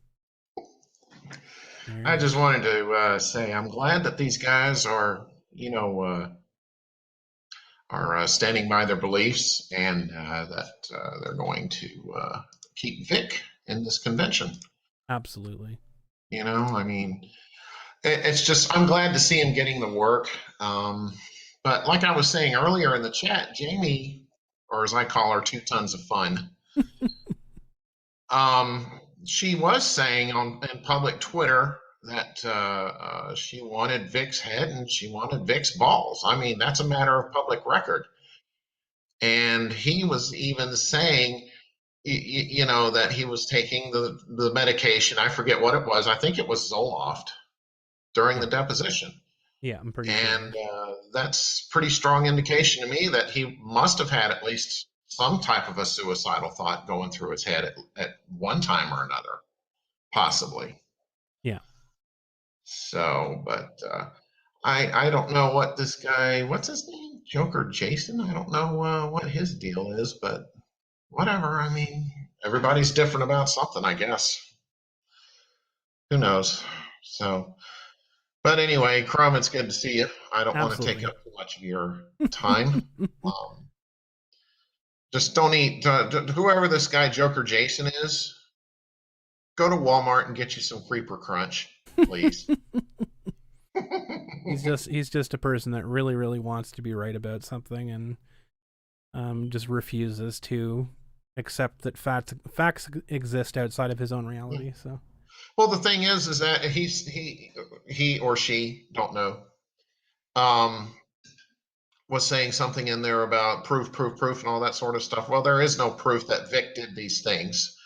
Just a bunch of weird pictures of him giving, hugs, I guess, or whatever. But that's not indication that he's a predator or anything like that. well, I mean, this is the thing, right? It's like we've heard 1,000 times. You can't prove a negative. Like, prove that he didn't do it. Okay, well, here's a can of spray. And this is a tiger repellent spray.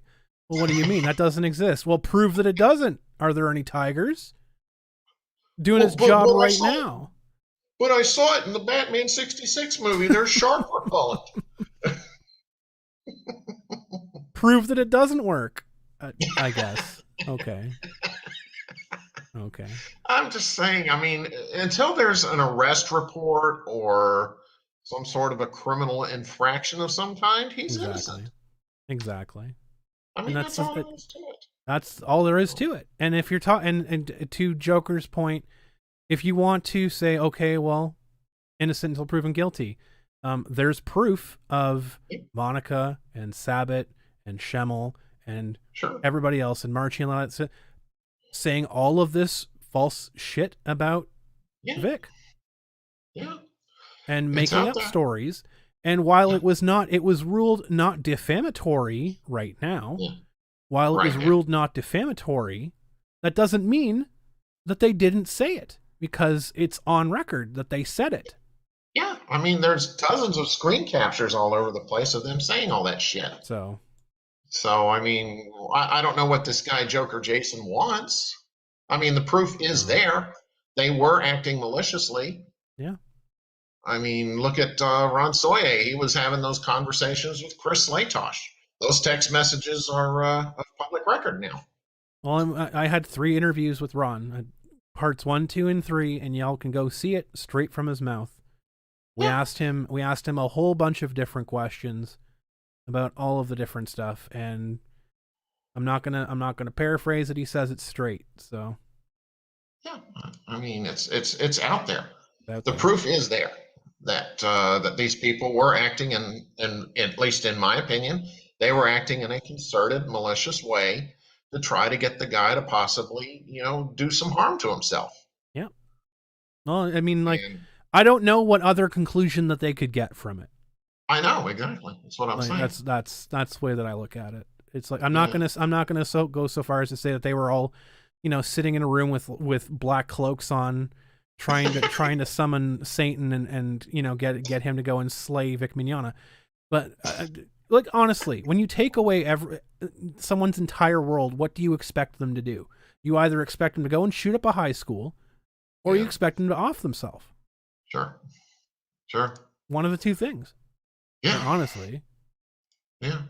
So, like I said, the proof is there. I mean, if Joker Jason wants to go out and find it, that's fine. If he or she, again, I don't know, because we never know online. If they don't want to do it, hey, that's their problem then. Exactly. But, I'm just glad that it's Metrotham, right? Am I saying it right? Yeah, Metrotham. So someone was asking where the origin of it came from. It's Metropolis and Gotham put together. So that's what I originally thought. So it's Metrotham. Okay. Well, it's clever. It's good. I like the name. It's very good. Clever. So I'm just going to wish them the best of luck. Absolutely. And I hope they get a great turnout. Absolutely. Well, thank you so much for joining us, Tom.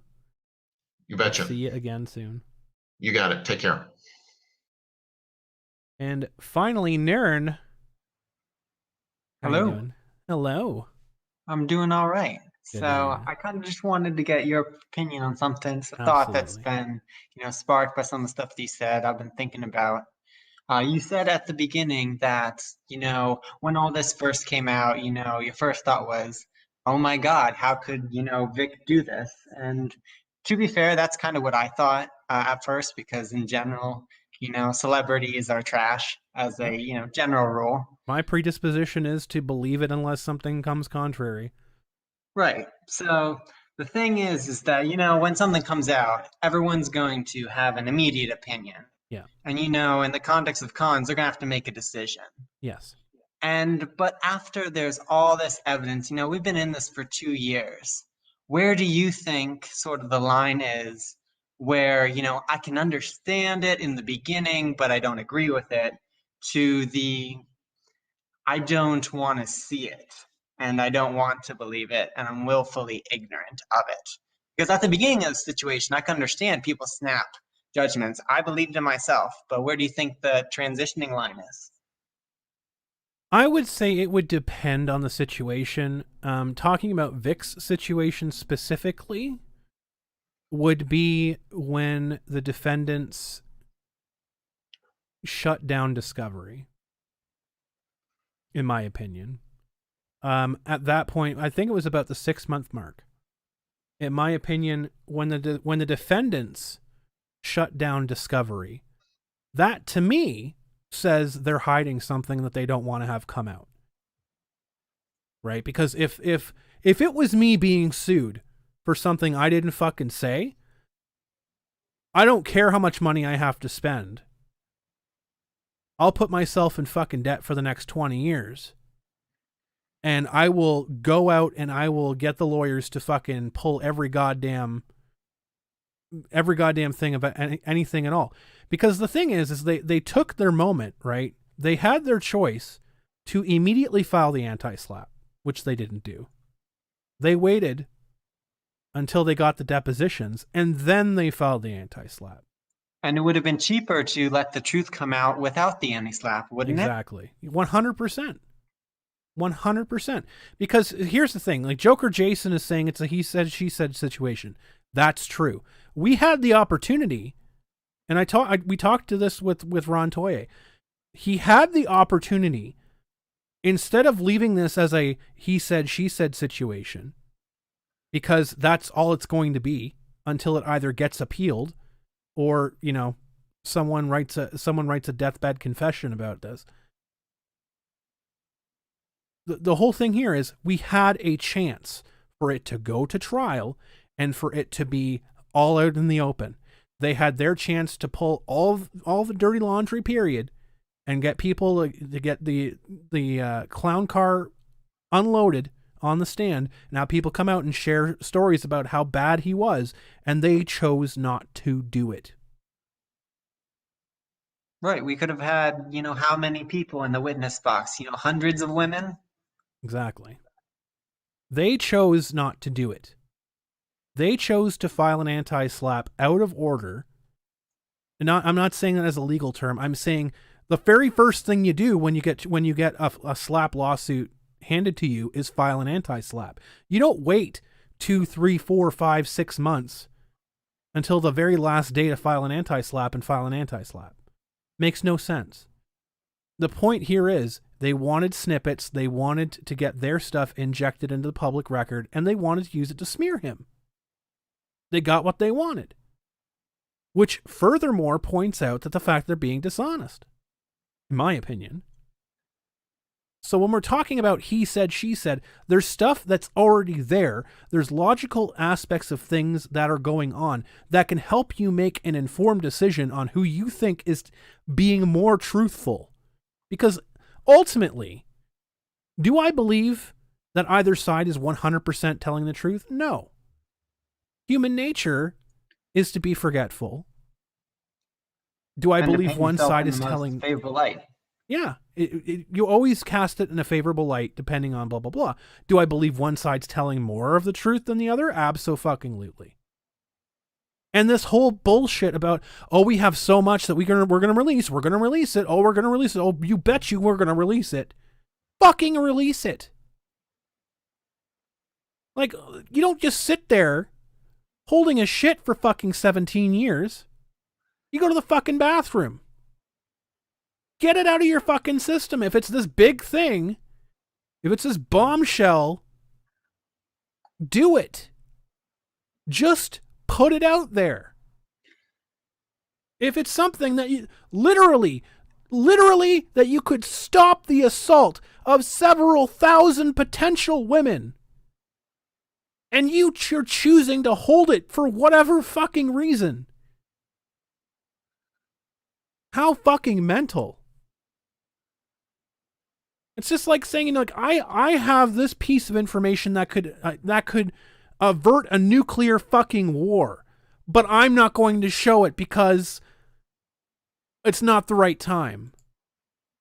When's the right time? One more victim? 10 more? 1,000? Bullshit. I call bullshit on it. Because they have nothing. It's a smokescreen.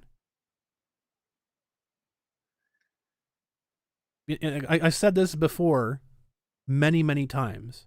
If you have to boil the truth until it's the truth that you want, then it's not the fucking truth.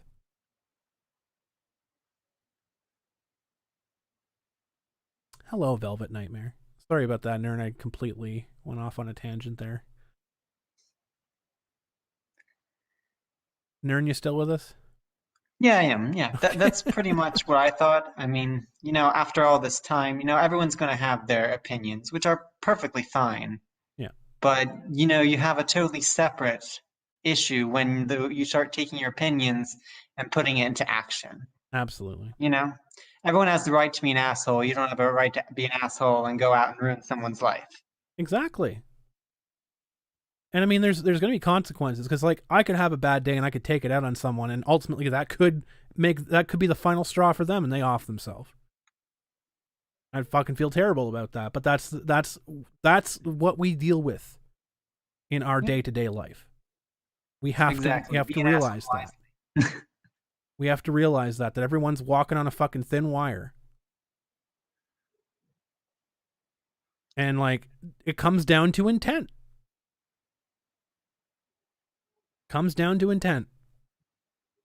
Now, do I feel less inclined to be sympathetic to someone who literally sticks their foot in a hornet's nest? I'm less inclined to be sympathetic towards them. I'm more inclined to be sympathetic to the people who are innocent bystanders for people being complete assholes too. And I'll stand up for those people. So again, to get to your original question, I think about the 6-month mark, when everything was on the table and everything that was going to be on the table, I would even stretch it out 6 months to a year. 6 months to a year gives enough time for people to get it all out of their system, get every single angle covered, every single thing looked over, fact-checked, etc., and then go from there. Anything beyond that is agenda, in my opinion. Right. And I think definitely coming up, I think we just passed 2 years. That's quite a bit of time. Yeah. So I think we can rule out, knee-jerk reactions. Yeah, absolutely. Thank you for having me on. Always good to talk to you. Always good. Thank you so much, Nern. I appreciate you. You See ya. take care. And Joker, I will say this. You can point out to the apparentlys and the maybes and the everything else's and the other stuff that you just don't know what you're talking about. You can do that. That's fine. You're entitled to that. I can speak from experience as an actual convention owner, as an actual convention runner. I'm going to expand chat here so it's nice and full. As an actual convention runner, I can tell you from experience, if someone ever came to our staff and that staff didn't report it, they would be in a meeting with the police. If they came to me I would do everything in my power to get them in contact with the proper authorities. Because I'm not a police officer. I'm not a judge. I'm not a lawyer. I'm not a prosecutor. I have as much power to do anything about infractions as anybody else. The point here is if there's conventions out there that are not following up on their responsibilities to their fans, their attendees, their vendors, their communities, those conventions should be held responsible first and foremost.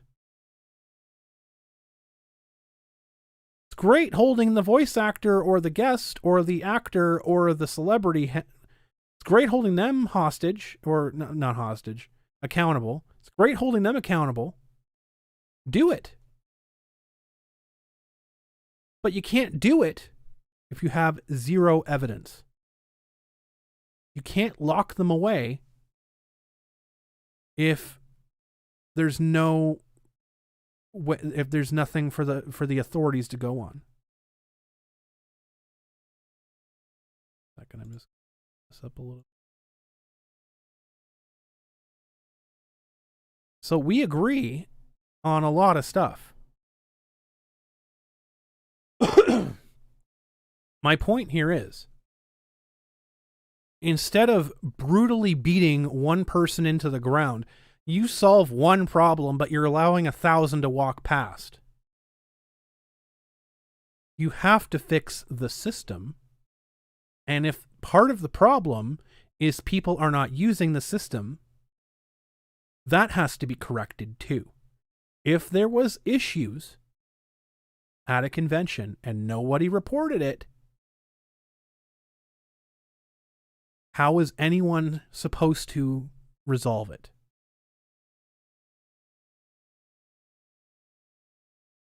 How is anyone supposed to get it fixed? So, shame on the person that chooses to keep it to themselves. Because as a society, we have a duty to each other. And if you take the steps and that system fails you, shame on that system. But I don't want to hear, I didn't do it because I didn't think anything would happen. Because that's a big excuse.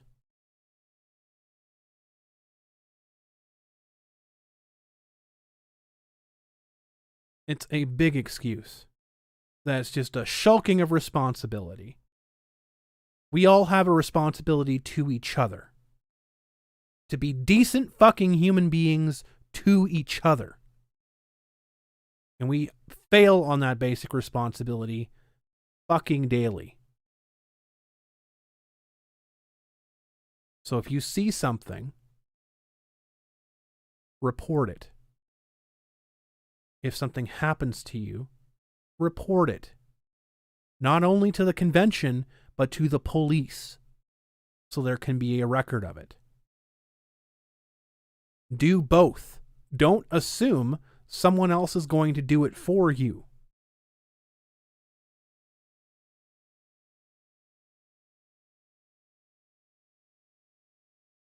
Well, I'm not Nick Rekieta, Joker.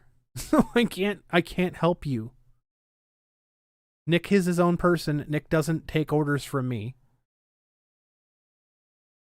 It is what it is. I would suggest reaching out to Nick if you have an issue with him and the way that he does things. It's the bottom line. I'm not out here pumping his tires. I'm out here pumping Metrotham's tires today. I'm out here giving pats on the back to Mark, the owner of Metrotham Con, because they absolutely deserve it. Because they're the ones doing the right thing. And they're the ones that should be supported. 100%. So I'm going to leave it at that. I'm going to actually highlight the interview. So I'm going to leave this stream up in its entirety, but I'm going to highlight the interview with Metrotham because that was such an absolutely fantastic section. I'm going to upload that separately as well. I mean, like, Nick barely even talks to me. I don't know why. Like Nick barely talks to me. So, like, Vic barely talks to me.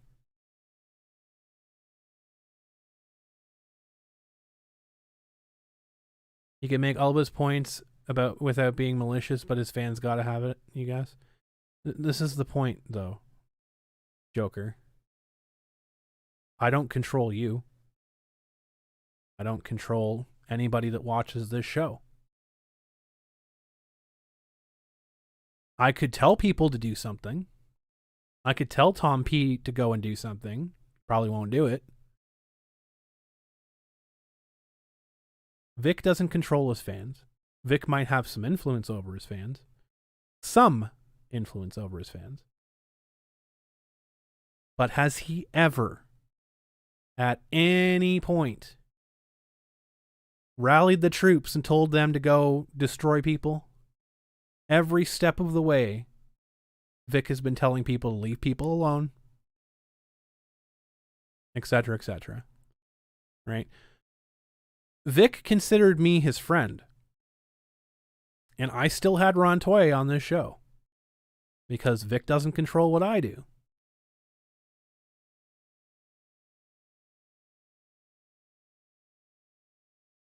Right?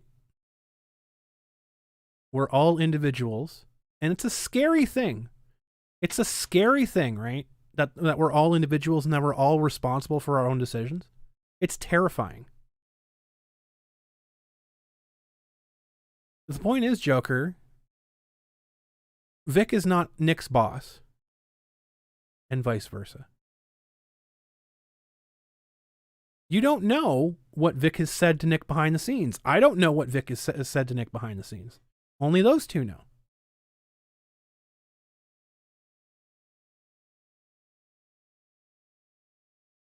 So he has no duty to tell Nick or anybody else. He has gone on record and told everybody includes Nick Rekieta, by the way. He has told everybody to leave people alone,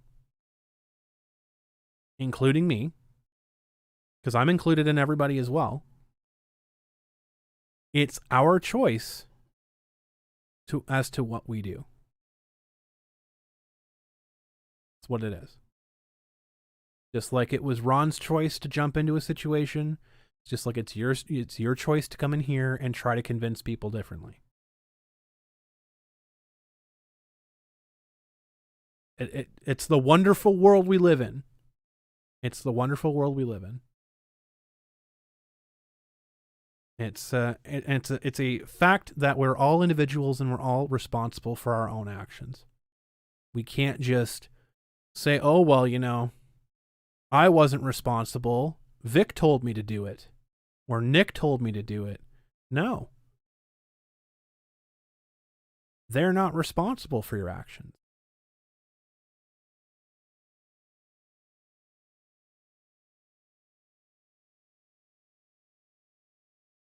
Well, and Joker, you're assuming that people who support Vic don't give a shit about Nick's approach. I know quite a few people that support Vic that don't like Nick's approach to things. I personally know quite a few of them.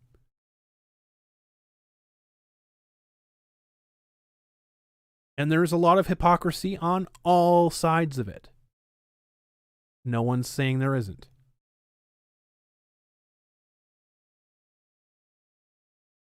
I also caution that there are people out there that are wearing both jerseys. And there are people that are doing it intentionally. Because They want the drama to continue to go on. That's the problem, Joker. Wait. How do I put this? Working in a convention, working in customer service, you learn this very, very quickly. You never, ever, ever hear good feedback. Rarely, ever do you hear positive feedback. You only ever hear the negative shit. And if you only ever focus on the negative shit, it's going to sound like that's the only thing it's ever said. When in fact is you have tens of thousands of customers walking in your store every day, just if you're a store, and you have one negative person post a review,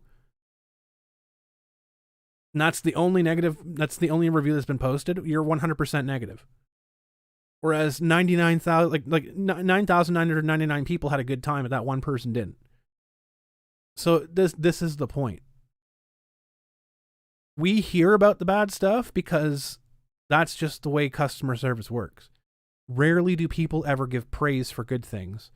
You hear about it in any training class. When people have a good time, they don't tell anybody. But you can be damn sure if someone has a bad time, they're going to tell 10 people.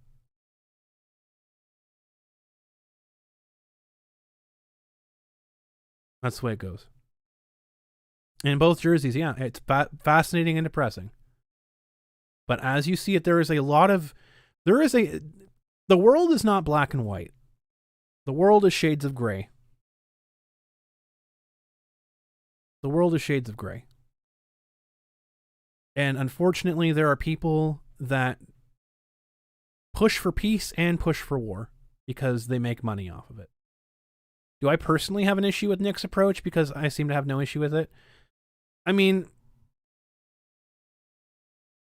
does Nick do some things that I don't agree with? Sure. I don't watch his show every night. I support a lot of what he does. His methods are the way that he knows how to do them, right?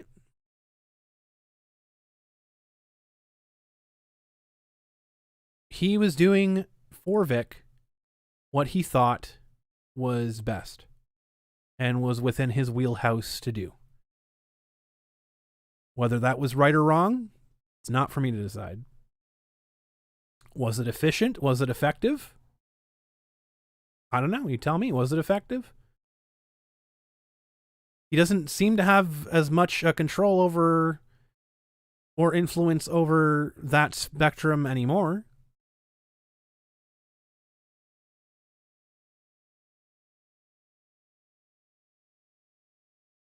Yeah, be kind to each other. 100%. And again, I'm guilty. I'm 100% guilty of being, quote unquote, mean to people as well. But my being mean is pointing out the truth.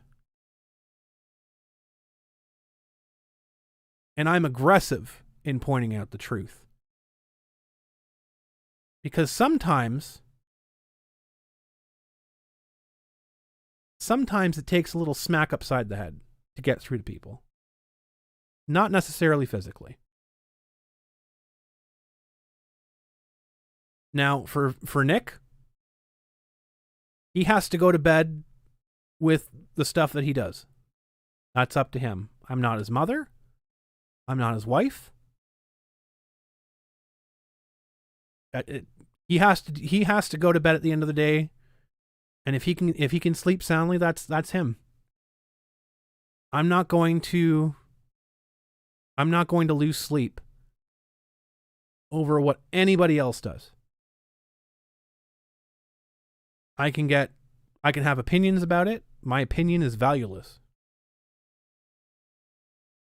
I can point out the truth all I want without being Nick. He's damaged Vic's career a lot. Have a good one, Tom. Take care. It's subjective. I think that he possibly could have damaged it as much as he saved it. I mean, I don't know how you could have damaged it any more, considering where he was. Now, I know there's discussions about people that were curious about everything else, and that were speculative of, you know, if Vic didn't sue Funimation, where would he be now? From a standpoint of a lawsuit, when you're suing somebody, which costs a lot of money, right? If I'm putting in $100,000 to $200,000 to sue party XYZ, if I am not making a return that is at least $100,000 to $200,000, then it's not worth my time, right? Unless we're talking about getting information, then information's priceless. The point here is suing Jamie, Monica, and Ron would not get him a return on his investment on the lawsuit, right? It would be $200,000 to be in debt because they don't have that money. You sue Funimation, they would be in the mix for a lot of money. And they arguably did an oopsie by making that stupid tweet chain. So, logically speaking, it made sense to sue Funimation so you could get your return off of it and subpoenaed access to communications that you otherwise wouldn't. However, the lawsuit didn't turn out favorably. So it's easy to look back in hindsight and say this was a bad idea. Really easy to look back in hindsight and say it was a terrible idea. Why did you do it? The point was, if he is suing just those three parties without Funimation, he has absolutely no chance to make his money back. But if he includes Funimation, he not only has his chance to make his money back, he has a chance to get access to a bunch of communications he otherwise wouldn't have had. So, I'm not a lawyer. I'm just a layman. But I think that was the best logical choice of going. And nobody at all would think that the decision would come down based on a bunch of arbitrary rulings that were made at a point where none of that should have been made. But hey, maybe in a few weeks we'll find out for sure if the appeals court agrees or not. But the point is, first impressions.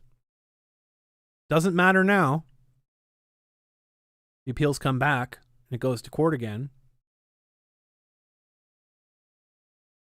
But in my opinion, the lawsuit was important because it gave ground to the truth rather than speculation. Because out of the lawsuit filing, we got what was actually said, what came out of the Sony investigation, right? We got to the bottom of who Han Lan was actually talking about. There's a lot of foundational truth we got from the lawsuit filing. So, in a way, did it irreparably harm Vic's relationship with Funimation? Yes, it did. Did it create a solid enough ground for Vic to craft a new career out of? Absolutely, yes, it did. Has it gotten him invited to conventions? Yes, it absolutely has. Has it gotten him roles? Yes, it absolutely has. So I'm going to say 3 steps forward, 2 steps back, right? As of right now. He's better off than where he was, my personal opinion, a lot of people won't agree with this. My personal opinion, he's better off without Funimation. Does he have access to the conventions that Funimation has access to? No. Does he need them? No. He's much more talented a person, and he was birdcaged by Funimation. He was pigeonholed in specific roles, shackled, and now he's free. And it's at that point when he realizes he has no more strings attached, then he's truly going to be going on. He's truly going to be moved on. Hey, Phoenix Animation, how you doing? So, looking at all of that, and you can dislike Nick's approach to it. That's fine. You can dislike Nick's approach to it. That's okay. I'm not saying it's a right or wrong approach. I'm saying it's an approach. I disagree with Monica and Ron's approach, but it, results are results, right? They got what they wanted out of it. Now, long-term effects, we don't know. Long-term effects of that. Let's take a look at that real briefly, right? Let's loop back to the beginning of the show.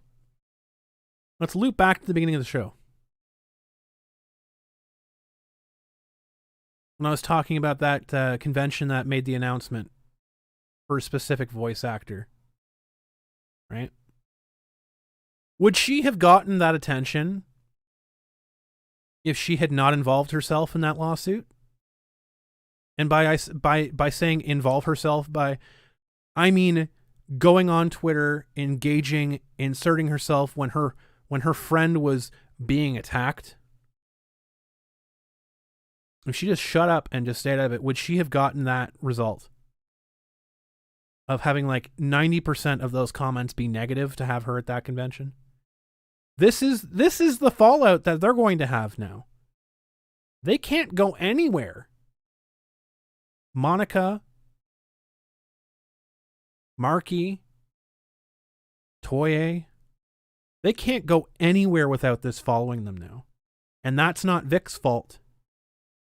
Because they could have kept their mouth shut after the judgment, but instead they ran victory laps.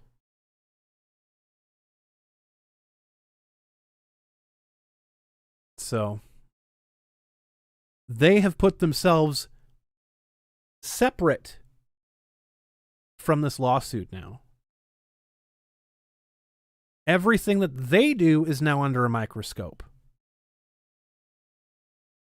The fact that Jamie has been going on joking about school shootings, showing racism towards Asian and people of color. All of these things are going to be highlighted now.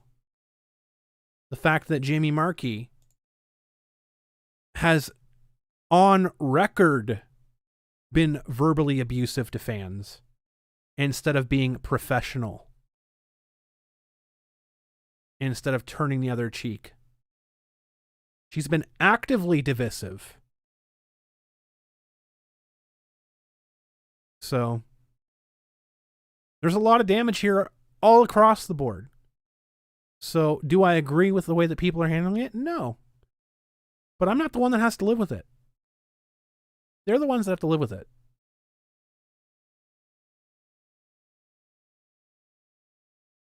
All I'm going to say is that I think conventions need to grow a fucking spine. Like Kitchener Comic Con. Like Metrotham. Grow a fucking spine. Because you're not putting on the convention for one voice actor or one vendor. You're putting on the convention for your community, for your family. So fucking act like it.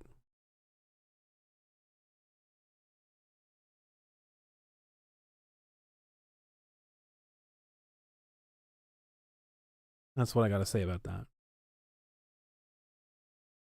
But I hope everyone has had a good stream. I definitely am going to snip out that interview with Metrotham Con, because that was 100% wholesome.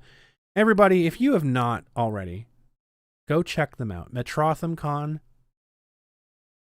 It's like Metropolis and Gotham smushed together. Metrotham Con. Give them all the fucking support in the world, because they're doing it the right way.